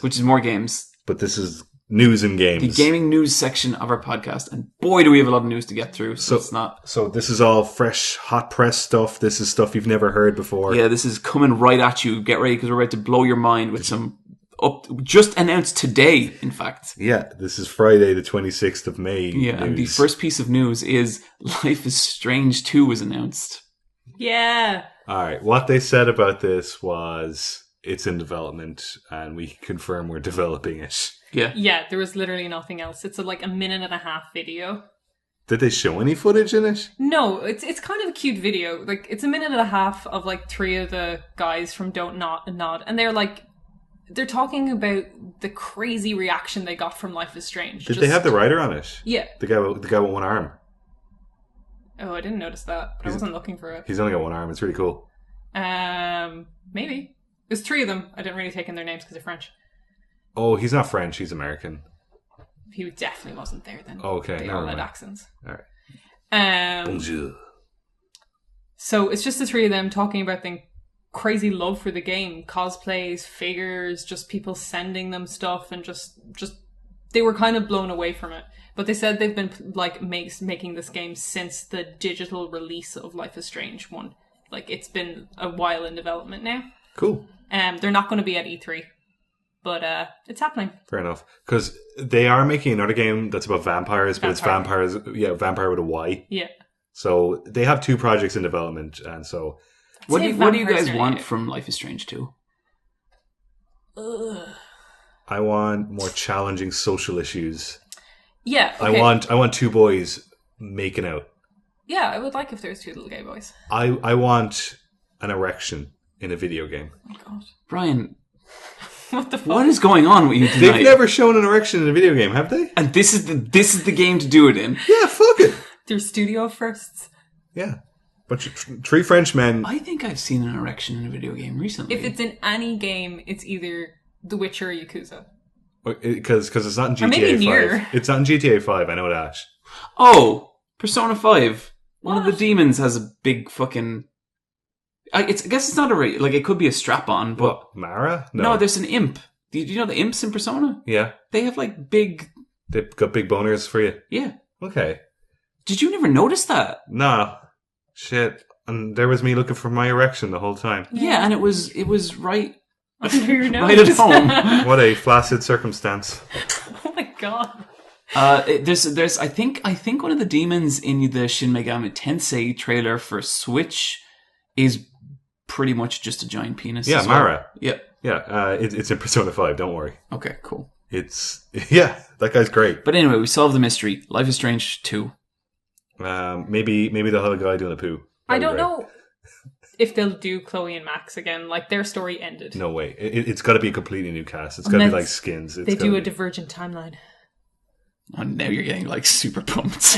I really, really, really hope it's I'd be about... super into that. I just hope it's just like they go super full on Benetton with it and it's just like, look at all these people. Like, a huge cast kind of Skins like. Yeah. Yeah, I'd be into that. And there's not a single white person there. Except for the bad guy. The worst game they could possibly make is like Warren's story. Ugh. Life is Strange, the Warren years. That's just him like his mom's going, are you going out tonight? And he's like, no. And then they he did just... some stuff later on in Life is Strange where Warren was actually like a fucking dirtbag, didn't they? Was less that he was a dirtbag and more... Wasn't there something really creepy about his locker? I don't know. I didn't like. I ignored him. Oh, you completely. should look that up. I can't Yeah. remember what it was, but there was stuff where like he's not really the hopeless best friend. He's actually got like a bunch of Yeah. girls kind of going for him, and he's kind of playing them off one another and stuff. Warren. That seems likely given like when it goes through Max's kind of worst fears, like in like the final chapter. I think one of them is Warren being like super aggressive to her and stuff. So I guess that was there, but I really like totally ignored the shit out of it. Look up Warren's locker sometime because I think Okay. there's shit in there that like made his character somewhat interesting. I'm excited for this. I'm happy that they're making this. That game means a lot to a lot of people, and Vampire is going to be cool as well. Yeah, it's going to have time traveling vampires in it. That are hella cool. John, do you think you'll play it? I'll He play the has first to. episode. Yeah. Hey, John loves it. Yeah, Oh yeah, like I okay. can't wait to dab as Chloe. Oh, yeah. Ice Bucket Challenge. Yeah. Let's fucking Harlem Shake All over this month. 2015's best memes in 2018's Game of the Year. I really, really hope you play Life is Strange 2 and a guy like bursts into a room and goes, guys, Kona 2012. Oh my god. And everyone's like, what's that? and then he goes, check out a little website I call Reddit. And then he just like plays the Kona 2012 video and he's like, we can make a difference. Share this video. What's like the shitty version of Reddit that appears in Life is Strange? Happening. Oh, that's good. And like, but like it's happening with like the N at the end. It's like, and then like at Oh, the top there's it no says- I right at the end of that and word. it goes, what's happening? And like, you've got hap points, so you're You got 3 happier. haps. Yeah, so it's like, hey, I'm real happy for you, so you hap up the points. But then when it's like, sorry, and then it's like sad. I mean, like, you know, I didn't like Life is Strange for a lot of reasons. I hope this one's good. I hope people get what they want out of this. Yeah, me too. I'm happy for Don't Nod. Like, that's cool. Like, they're a studio that have gotten a really big... Like, Remember Me was the game they made before Life is Strange. Do you Yeah. remember that? I have it on my PlayStation 3 because it was a PS Plus game 2 Yeah. years ago, and I have it installed, and I've been meaning to play it. There's stuff that sounded cool about that game, but Yeah. it did not sell. Yeah, exactly. So then, like, Life is Strange has happened, and then, like, I'm so interested to seeing the moral quandaries of Vampire. Like, that's going to be cool. I hope. Jesus, I hope. I hope there's a werewolf in it too. And But it's just like, and maybe a Frankenstein. should you feed or should you not? You should definitely feed. Like, being a vampire sounds like so much fun. Like, you could just do whatever you want. Yeah, but like you have your morals intact. Do you do whatever you want? Well, like, is at the it expense not of other just people? Well, is it you're- not just like if you don't feed, this game is going to be 40 minutes long? The whole idea is that like if you're a vampire, you are a parasite now in society because like you have to give up functioning in society, but you still have to like live in society. So you're just a parasite, and you live longer than most people, so you have to change your name. It depends on the rules of vampires, because you could possibly live off animal blood. You could, but No. you know, in Interview with a Vampire, you have Brad Pitt and he's drinking rat blood and he fucking hates it. Yeah. And then Tom Cruise is like, "Look, I got you a doll," and it's just Kirsten Dunst as a vampire. God, that film was really weird. That is such a Yeah. weird movie. I really like that film though. Yeah, I remember it was billed as like the scariest movie ever when it came out, and no, it wasn't. No, it's No. directed by Neil Jordan, and it has Antonio Banderas as a vampire, but he meets him in Paris. Wow, That's like so many sexy vampires in one Yeah. movie. it is. Oh my god. Anyway, Life is Strange 2. Yeah, Antonio Banderas is in the game. Niamh, hit us with our next QuickTime event. I can do it if I you know, want. I'm on it. All right. Live action Witcher for Netflix. I think this is really funny. Is it actually live action? Oh, I'm not sure if it's live action, actually. That could be mistaken. I don't But it think is it based is. on the books, not the video games. Okay. Is it okay, but is it a TV series or a movie? Series, I Yeah. think. Okay. Short form series kind of thing. Mm-hmm. They could go long form, like those books are long. Did you ever listen to the like author of The Witcher talk about the Witcher games. video games? Yeah, he's a dick. Do you know why? I don't know why he's a dick. Because he accepted a once-off payment instead of royalty. Oh, okay. Because I he did was not like, know no one's that going to at give a all. shit about these. That's so funny because the Holy way he shit. talks about it is like everyone loved The Witcher before the games, and it's just like no one had not heard in about the West. that outside of your own country. Yeah, he seems like such a dick. But hell, I mean, sure. Like this seems like Netflix want to make, a Game of Thrones thing. I think it's going to be 3D. It's either going to be live action with 3D like creatures, or it's all going to be all 3D. Hell, like if it's done well, I Yeah, don't care. If it looks like Gans Zero or Ganso, Ganso, movie of the year. yeah. So if it looks like Ganso, fuck yeah. If it looks like Berserk, fuck no. The Witcher cutscenes in the game are gorgeous looking. So if it was like that polished up, Yeah, they're lush. cool. Yeah, I've been watching some more Berserk 2017. Yeah. Jesus. Never got better. Yeah. It's just rushed. It's a rushed job. Yeah, they know people will watch Berserk, so they're like, it's fine. There's no drawings in that fucking thing though. There's some animated bits at the start of the first episode. There's more now, Is there? but there's still like, honestly, like even the character model stuff. I think that's the least of that show's worries. Like just the complete lack of storyboarding or state. We don't Well- need a storyboarder. We have a 3D We camera. can move the camera around it. It's fine. Yeah. It's not confusing. Okay, what's this? Mark of the Wolves out for Switch. Is this a fighting game? This is Garo, Mark of the Wolves, and this is out for the Switch now. And Garo, for my money, is one of the top 3 fighting games in existence. This is a Neo Geo fighting game. Yeah, I've isn't talked it? about it a couple of times Yeah. on the podcast, and it's just spectacular. Don't download it without a pro controller, but I think it's like £6. It's fucking brilliant. Like, even just to see the animations or feel how good this plays, I'd really recommend it to anyone. I think this is crazy that like Nintendo still haven't announced a virtual console. I'm sure they will at E3 in 3 weeks. There are more SNK arcade ports on the Switch than there are Nintendo games. And like I didn't know these were coming out on the Switch. Nobody did. No, when I turned on the day I got my Switch and I turned it on and fucking Waku Waku 7 was there, Yeah, that's insane. sure. Yeah. Like maybe they were porting them for the Wii U and they were like, nah, just bump it onto the next system. Yeah, It totally. has to be it. I really like Mark of the Wolves is just fantastic. It's so good.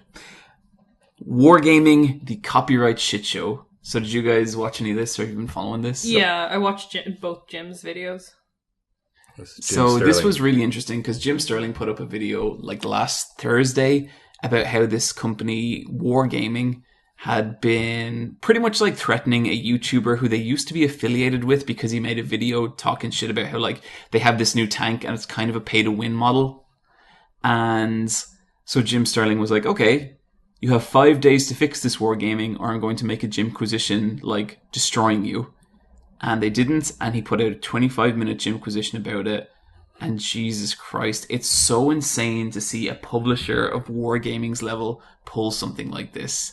And, like, what they're doing is so scummy, because this guy, they're saying that, like, it's... First of all, they said that they pulled his video because there was, like, homophobic slurs and stuff in it, which, like, apparently there was not at all.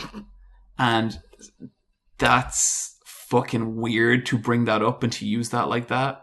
It's like, they know this guy uses colourful language, so they've decided to... And they were fine with that up until now. Mm-hmm. But now they're kind of like, he says slurs as well as this. Yeah. And this is the reason, which is completely fabricated. And, like, as Jim made the good point of, like, maybe he uses slurs in some of his other videos, but if he does, why were you okay with it then? Why are you not okay with it now? Because now it affects their money. Yeah, because now he's, like, saying that they're being, like, greedy assholes. And I'm really surprised, because, like, I always thought Wargaming was kind of a cool publisher. Like, they were off just doing their own weird-ass game with, like, this really intense hardcore fan base, and now they do this shit. You never know with a publisher. Like, maybe part of them are super cool, and there's this other, like, community manager who made this stupid fucking move, and now, like, there's a fire. Like, how do you backtrack from that? Maybe the other people within it are like, what the fuck have you done? You know? Yeah. You never know how it plays out, but so far they're choosing to do it in the most stupidest way. Yeah. Like, they contacted Jim Sterling personally, and it was just... They didn't even, like, address what he was criticizing, which was the misuse of the fair use copyright claim on YouTube. Like, it's just... It's stupid and asinine, and, like, don't stop. Why would you try and fight Jim Sterling? Yeah, it's like, surely that's been, like, well-worn territory. Mm-hmm. He doesn't pick fights where he's in the wrong. Like, he's right about it. He destroyed a games company. Mm-hmm. Well, like, he didn't destroy him as much as them trying to fight him destroyed them, but, like, they're a smoking crater now. Good. I'm interested to see how this one escalates, because Wargaming are such a huge thing. If they had any sense, they would just apologise, say we fucked up, and, like, just wheel it back. Yeah, just be like, hey, modern day marketing is really strange. And everyone would be like, yeah, you know what, it kind of is. Yeah. But I think they're kind of in it so deep now. Oh, God. Niamh, I'm going to let you take this next one. 6 reboot movies for Resident Evil. Yeah. I saw this earlier on. It's fucking cool. This is the best news ever. So, is it the same director? Nope. They don't know that yet. Okay. Do you know who I heard it was going to be, or who's part of the production? It's James Wan. And he created Saw. He created Insidious. He created The Conjuring. And he directed Fast and the Furious 7. That would be amazing. Like, absolutely amazing. He's perfect. So that means he must be a Resident Evil fan. Yeah, well... Yeah. So, like, this is great. The Resident Evil film franchise has been going for 15 years. Isn't that crazy? Fucking bizarre delight in your eyes. Starring Alice, who has never been in the games. Yeah, Project Alice. So, like... She remembers everything. This is the first Resident Evil that was shown in Chinese box offices. And it cleaned up. It Seriously? did crazy money. It did 160 million alone in China. How much did it cost to make? Like, nowhere near that. It costs about 10 million. Yeah. Like, there's no... the VFX in it are very quick. I still fully intend on watching every one of those movies, and I might do a video about them at some point. Oh, yeah. It's my birthday present. Sure. It's got Tyrant in them. Tyrant's cool. Tyrant is cool. He's misunderstood. He is. He's the anti-hero of Resident Evil. So they've just, like, confirmed that this is happening. It's going to be the same production house, which is a German studio. So we're getting, like, the same level of budget and stuff, I guess? I'd say they're going to up it more. And they announced this at Cannes Film Festival, which I thought was really fucking funny. Like, it was like, yeah, sure. Look at the laurel wreaths around this shit. Yeah. We don't know if, like, Paul Anderson, he's the guy who directed 4 of them and has written all of them, is back in it. And to be honest, I'm okay with seeing him go. Really? Because that's the part I thought you kind of loved about this, the kind of jankiness. I do love Because it's them. him and his wife making them. Yeah, but like 1 to 3 are the best. 4 to 6 are like car adverts. Like there is no plot. Like it's just watching cool shit happen, and that's good and stuff. But like even going forward, the last movie, the fight scenes were probably their weakest. So like I'd like They were someone pretty else. Bad. Yeah, I'd like I someone don't know, else. that Wesker fight was really cool. Bryan. That could have been way cooler. That was perfect. That would change it was thing. cool, like, in that it was No, that terrible. That Wesker fight is really good, but that's not from the last movie. There's a new Wesker fight which sucks compared to the old Wesker fight where he throws his glasses. I'm thinking of one Wesker fight, and I hope it's not the one you're talking about. Oh no, it's exactly the one we're talking about, and that's amazing. That's like the best fight in the entire series. That's like better than like The Matrix. Yeah, that's such good. Because it's like they saw The Matrix and they were like, let's do it better, and they did. There's another great fight. It's like Claire versus the axe wielder. Oh, I've seen that. That's fucking good. Like Claire's a cutie in that film. yeah. Yeah. So like I really like Jill Valentine in the second one when she's just like waiting in the police station of Raccoon City and she just loses her temper. she shoots like one of them in the head because it's clearly a zombie, and she's just like what? Shoot them in the head. Like she's great, and that's the movie where Alice goes through a stained glass church window on her motorbike into a liquor. Fucking beautiful. Is that the one as well where one of them runs out a skyscraper and runs down the skyscraper? Yeah, that's Alice. Do you remember the first trailer for Tekken 7? Mm-hmm. And I think it was Kazuya and Jin fighting, and then Paul Phoenix rides through a stained glass window. Yeah. And then this trailer just ends it and it said Tekken 7. That came out soon, isn't it? Yeah, apparently 10 so. days from What? now. Yeah. Oh my fucking god. Like end of the month. Holy I shit. have got to beat Yakuza in that time. Yeah. Like I have to get it, but I've also pre-ordered Disgaea 5. Which is out this Friday. It's Yeah, fine. yeah. All right, it's actually out in 2 days. That game will keep me going forever. That's kind of one of those background. That's a play backburner games. game. Yeah. Wow, Tekken We have 7, a long I guess flight. that's the next Yeah. thing. We we got a long flight to LA. You can It'll be a good time. this God, guy I'd is be for so that. tempted to bring a PS4 just so we could play Tekken in LA. I mean, fucking yeah. You I'll could probably be at Anime Expo. Probably. It will, Yeah. definitely. Yeah, of course it will. Okay, we'll play it there. You can just steal one from Target. It'll be fine. So, Niamh, here's what I think should happen. I think that those 6 Resident Evil movies should come out, and then I think they should do an alternate universe crossover with the first 7 Resident Evil movies. Yeah. Okay, cool. Like, the Alice story is pretty much wrapped up. I wouldn't mind if they pretty much went back, pretended Alice didn't exist, because her story's done, and, like, recast all the game characters. But the fear of that is making someone like Leon or Chris main character. Like, Leon I wouldn't mind. Chris is such, like, John Everyman, you know? I like Chris, but, like... Chris is so boring. I don't want him to be a main character. I You like him got when he super pops up. jacked, and then you got less jacked. Yeah, every game he changes. Just make Wesker the main character. Yeah, well, Wesker has to be in it. And my fear is that they would get Leon wrong. Because Leon is different a polite, than effeminate, Leon. smart little man. Yeah. But Leon from 6 is totally different from Leon from 4. Yeah, he seemed like, chillax, babe. Yeah, it's like, that's not Leon. Okay. Red Dead Redemption delayed to spring 2018. Yeah, so they announced this, and they announced it just by posting it on Facebook and the Rockstar Facebook page going, yeah, the game's going to be out now in spring 2018. Here's some stills. I guess we know half of gaming journalism's Game of the Year 2018 then. Yeah. Yeah. So the game is going to be out 1 year from now. I think spring's a good time of the year to release a game. Yeah. So, yeah, sure. Are either you excited about it? Maybe. Yeah, like, I'll pick it up. I mean, it's a Rockstar game, so that's usually an event. I've never played those games, but I'd like to play this one. I played a couple of hours of Red Dead Redemption, and I thought it was cool. Felt nice. But that's kind of inconsequential because the real starring piece of news this week, Brian's rubbing his hands in glee, Sonic Forces. This is such a fucking good idea. The fucking game is a character creator in it. Yep. Do you remember a year ago when they had the marketing and the tagline was "Join the Resistance"?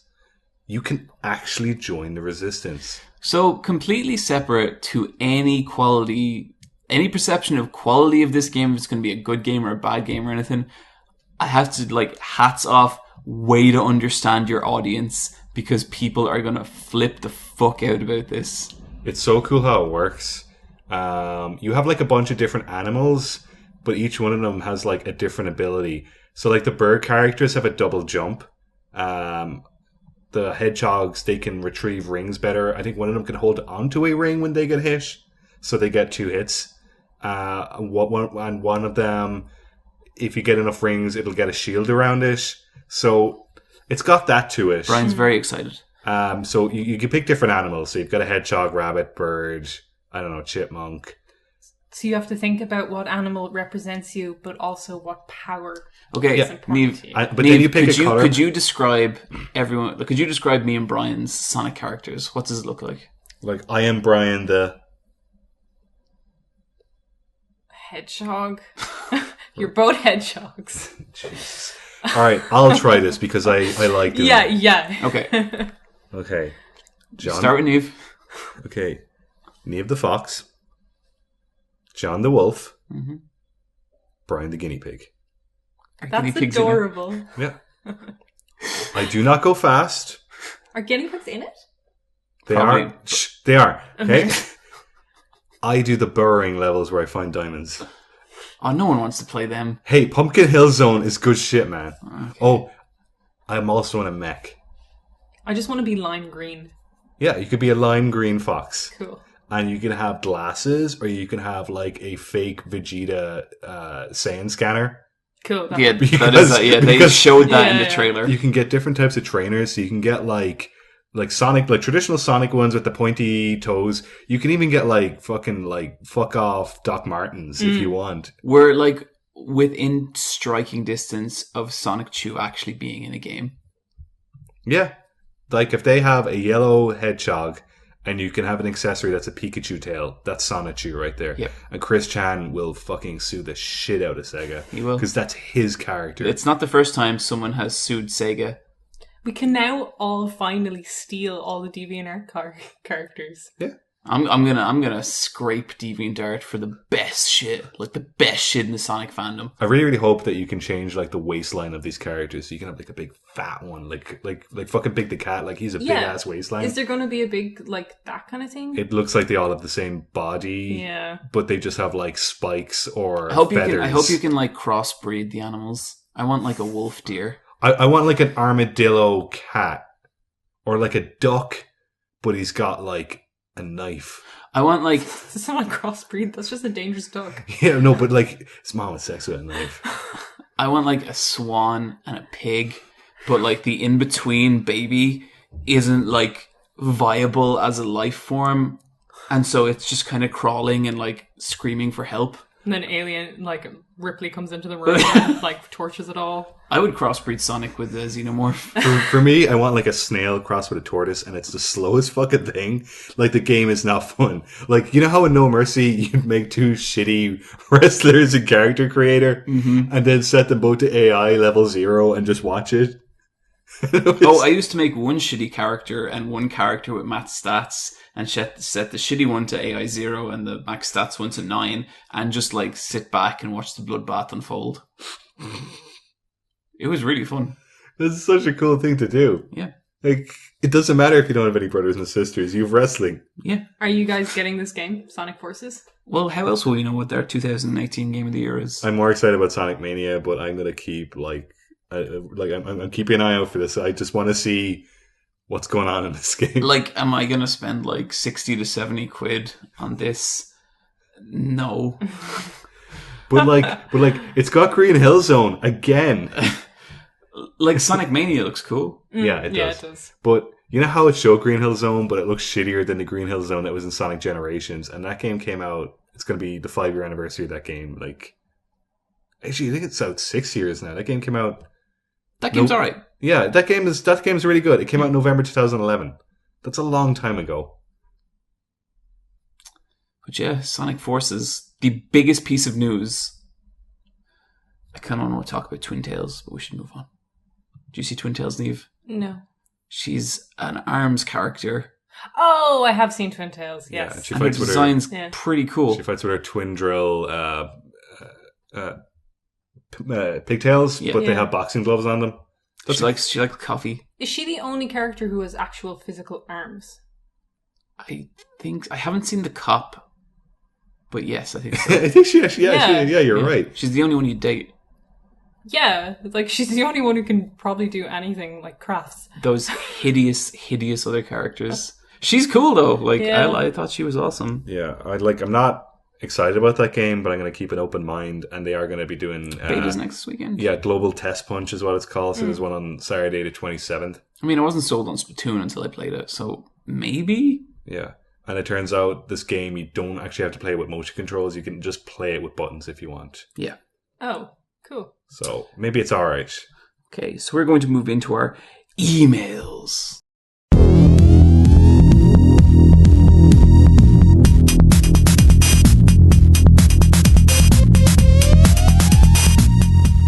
Oh, yeah.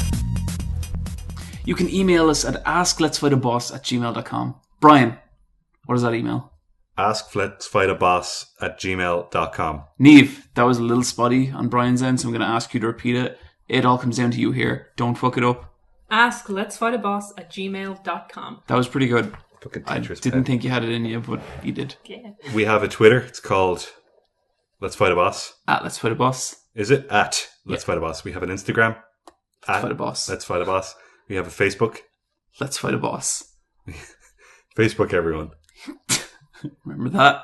The Instagram's doing all right. Yeah? Yeah, I like Instagram. Yeah, it's good. And the Twitter. Especially after our kerfuffle with those follower robots. Oh yeah, we never told that. We never story. told that story. Okay, so I went on like the cusp of the deep web, and I found this thing where like you can get like a weird algorithm to like your picture, and I was like, well, I'm not going to use my real account. I'm going to use the podcast. I still, account. like, the more I think about that, the madder I get. Yeah. Don't do that. No, it's fine. It looks cool. I like how you were like, I'm not going to use my own one. I'll use I'll the use shared the one I share that's like... Yeah, that'd be silly. Fucking hell. Yeah, I don't know what I was thinking. Yeah, so me neither. So I picked this one picture, this fucking Unreal fan art. Why fan art? Like, because it's a really good picture, and I set it to 10 likes. So after 1,500 likes later, I was like, "This is really bad." do you know, I'm shocked that worked so well. Yeah. It's just the algorithm was like, "Yeah."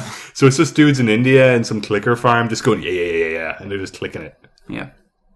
So I had to put the account on private for an hour, and then it stopped. This is because you watched that TV show. Which one? Silicon Valley. Yeah. I find that stuff super interesting. So that was the shallow end of the deep web, I guess. It wasn't even like using fucking Tor or anything. I'm still just amazed it worked to that degree. Yeah. It was. I'm surprised more people don't do that. I'd say a lot of famous people do. Probably. Like to kind of like keep Like up that shit with appearances. Wow Not Wow. like- Did you like- guys see that? I was going to say mid-tier famous, so no. What? Why? What did Bow Wow do? Bow Wow took a... Little Bow Wow, but now he's called Bow Wow. Yep. He took a photo of himself in front of a plane going, gotta represent that high life or something like that. And then someone saw that on Instagram, and then that person who saw it was on a coach flight, and Bow Wow was on the coach flight. And so he took a picture and tweeted it out and blew up, and now everyone knows that little Bow Wow is a liar.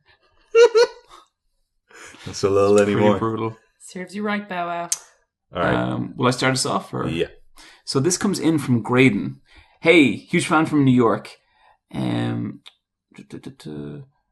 So not necessarily what horror films do you think are the best, but which ones do you personally find the most frightening? Wishing you all the best and can't wait for the next episode, Graydon. So, The Shining has always scared the shit out of me quite a lot. One film, though, much more recently that I think back to like every couple of weeks and just go, Jesus Christ, was the one we watched, Brian, with the two twins, Mama, or not Mama, that's another one.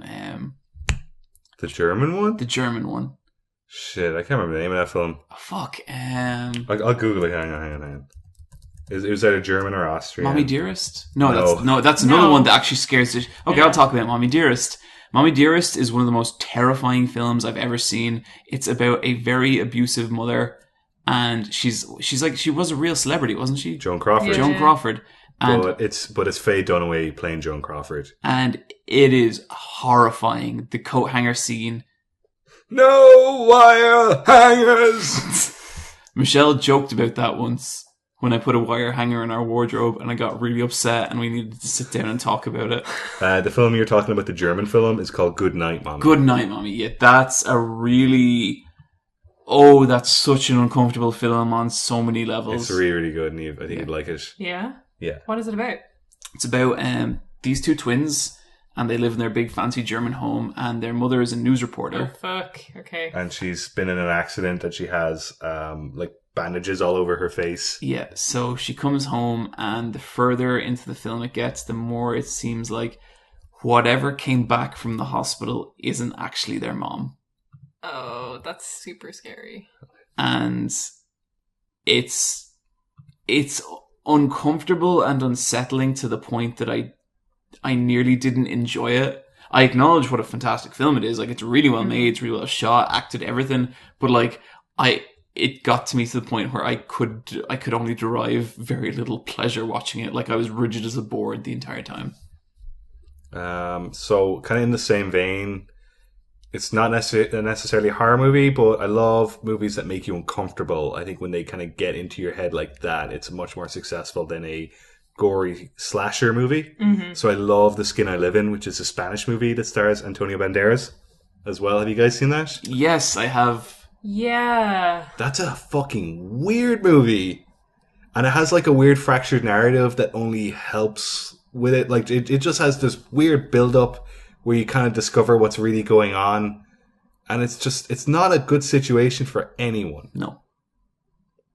I remember before I saw it for a trailer for it, but it was a trailer in an art house cinema, and you could tell that the trailer was geared towards a certain audience that made my eyes roll. But then when I watched it, it was a lot more kind of like bold and kind of like more like more daring than I thought it would be. Yeah. So I liked it for that reason. What would yours be, Niamh? This is a weird question because it's kind of like there's movies that have like scared me and made me really uncomfortable, but I don't know if I like them.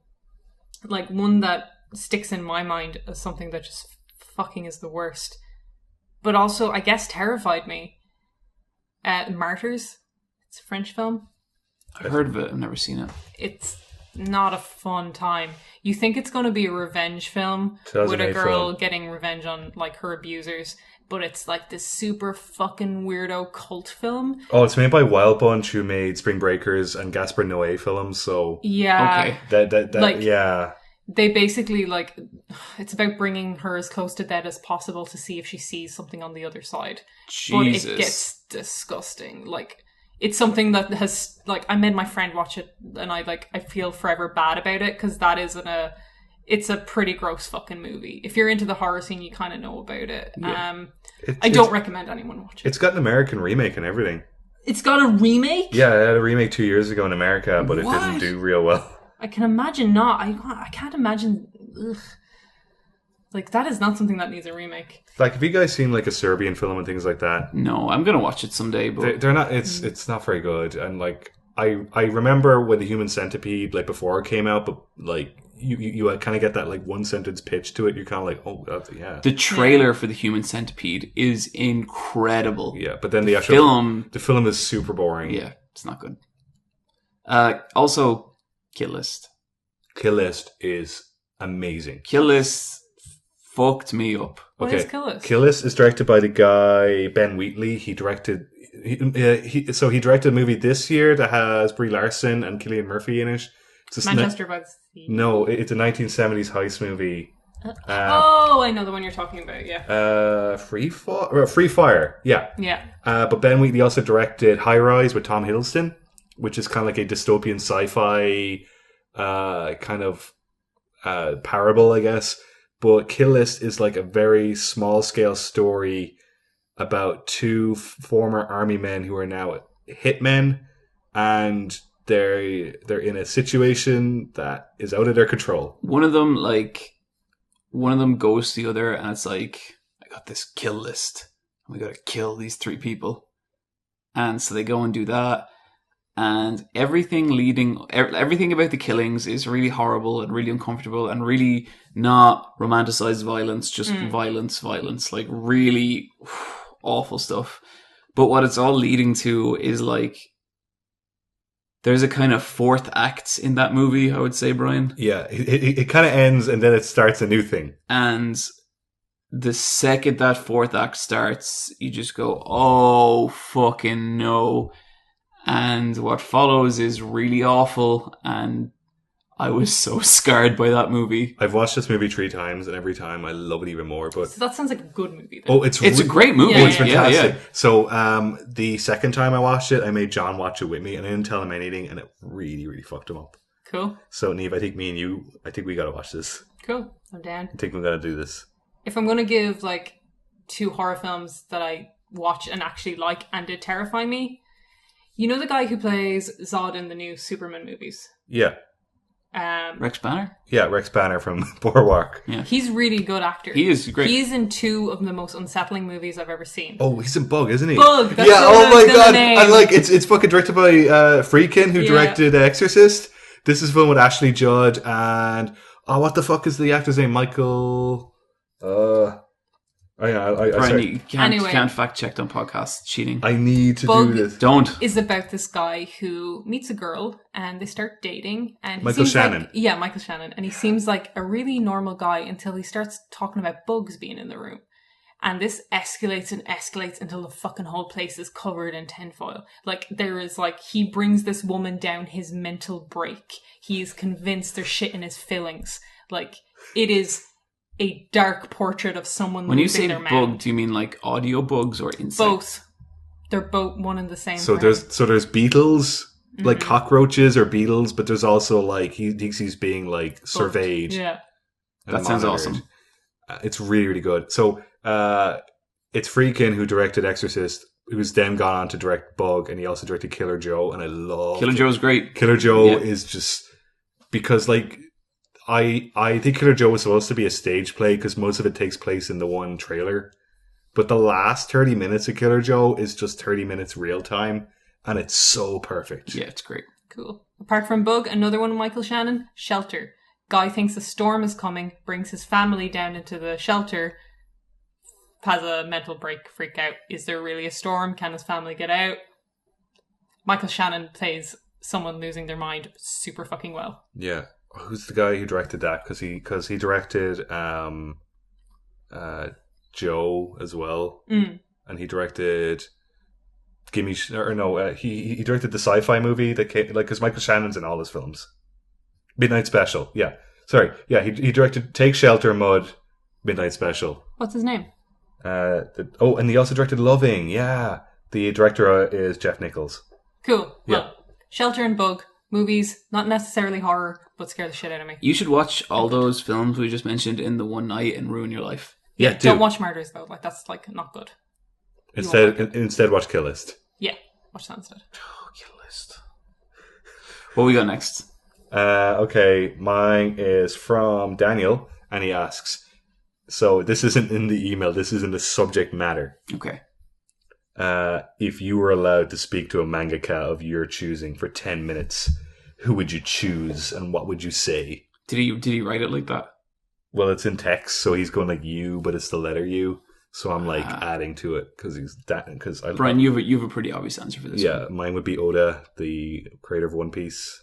I come from a seaside town, so I have a few pirate questions to ask him, but I'm 99% sure I know what One Piece is, so I'd ask him, is that what One Piece is?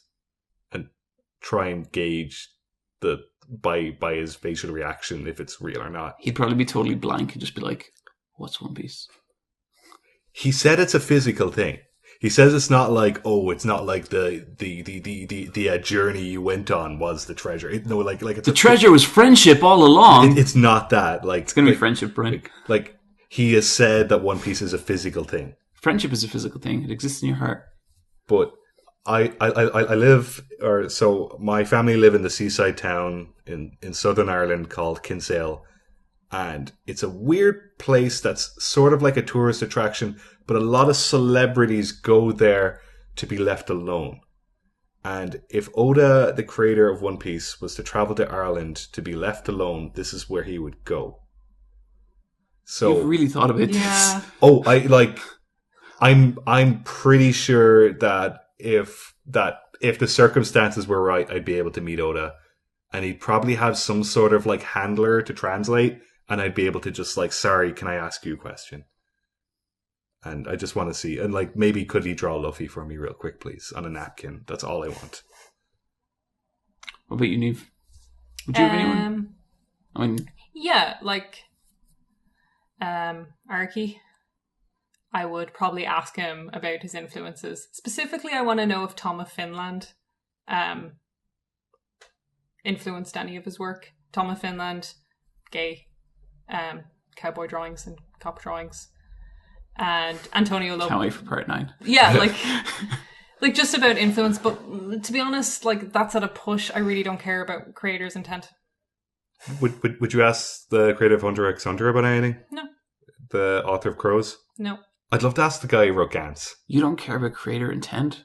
That's all that matters to me.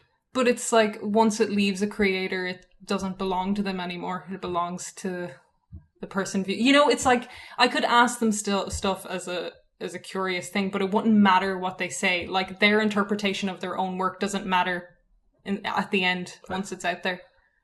I could not disagree with anything more. I think it matters. But that is a most. conversation for another day. Yeah. I really think that they have a valid opinion. Yeah, because otherwise anyone can just take it any direction, which I guess isn't a bad thing, but I don't know. But it's not about taking, it's about, like, okay, say if you met some, like, there's a film that's out recently, and it seems like it's a conversation about race. But then when asked about it, he was just like, oh, that was not my intention at all. But the movie was hailed as a better movie because it meant something now in the current climate. What, Get Out? Not Get Out. God, I can't remember what it was. Can't think of the name of it. I think I read something like that recently. Lately. But it's kind of like, once you put something out there, you can, like, not subconsciously put something in your work. It's just made from you, who you are. So to get you to break down things, like what another person has read into it, like, did you do this because of this? Well, I like the design. Like, or maybe I did think about it. That doesn't really matter at the end, because what matters is how people interpret what you were trying to get across, and if it was clear or not. I think art is a communication, and that's the most important part of it. Like the guy who made Star Trek, Gene Roddenberry, like he is Star Trek. But then there's been so many adaptations of his work, and like it's such a fan community thing. Like where if the people perceived race as a big part of it, and then it wasn't, well, then I think that's kind of not as good a piece of art as people have assumed it is. Because someone like Guillermo del Toro does good commentary where he talks about the production, but then he does actually talk about like where he was when he wrote the script, or what he was thinking about. I want to hear. I find stuff like that. Yeah, fascinating. That's so good. Yeah. Just like what? I really, really want to ask Ridley Scott about Alien Covenant. To get back to the question, You must have a question for him. He doesn't give a shit. Like, all Ridley Scott is How much did you get paid? Stuff. Yeah, like he's That's like what I about wanna- money.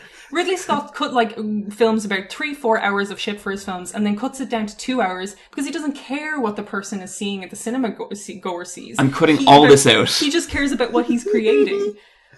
Authorship is bullshit.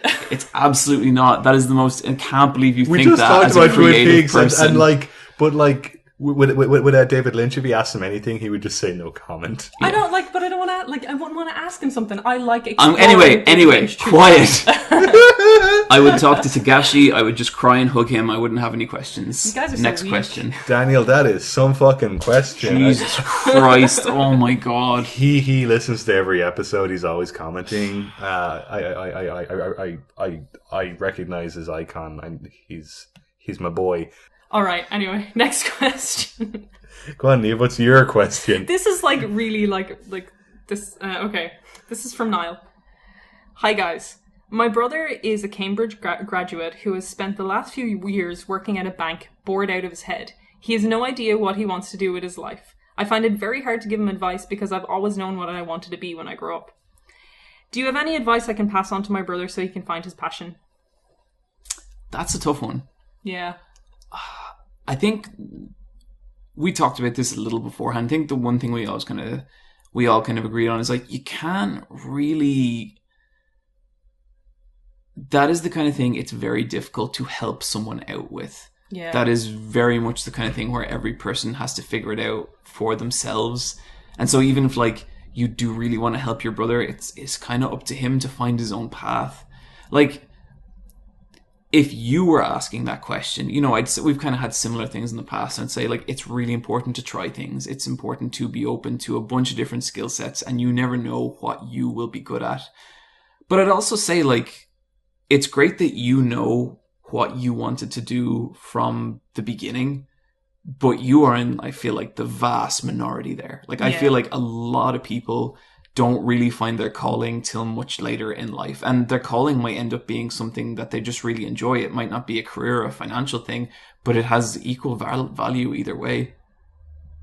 Yeah, I'm like in agreement. It's just like, it's really nice that you care about your brother to the extent that you're worried about him, but try not get bogged down on it. If your brother wants to make a change, he has to do it himself. Yeah. And if he was venting to you, then maybe it's only good to listen and stuff. And try and, like as John said, encourage him to do hobbies, and maybe he can branch out from there. But unless he wants to make a change, he will never make a change, no matter the good intentions you have. Yeah, the best thing is just to let him know that you are 100% there as a support. Yeah. Yeah, and like, if he does find stuff that he likes, I think it's really important to encourage him. Mm-hmm. You know, like, it's really super important to be like, oh, hey, you know, you did this and that's awesome. Yeah, or like, wow, you're doing this new hobby and you look much happier. Yeah. But I think that's going to do it for emails today, and thus this podcast. Yeah, I think we have a lot to think about. Well, we also got to do our loot drop. Oh God, yeah. So real quick, I'm just going to loot drop the Gymquisition, the pair of videos. The first video to Wargaming, and then the actual Gymquisition on it. They're a really good time, so check them out.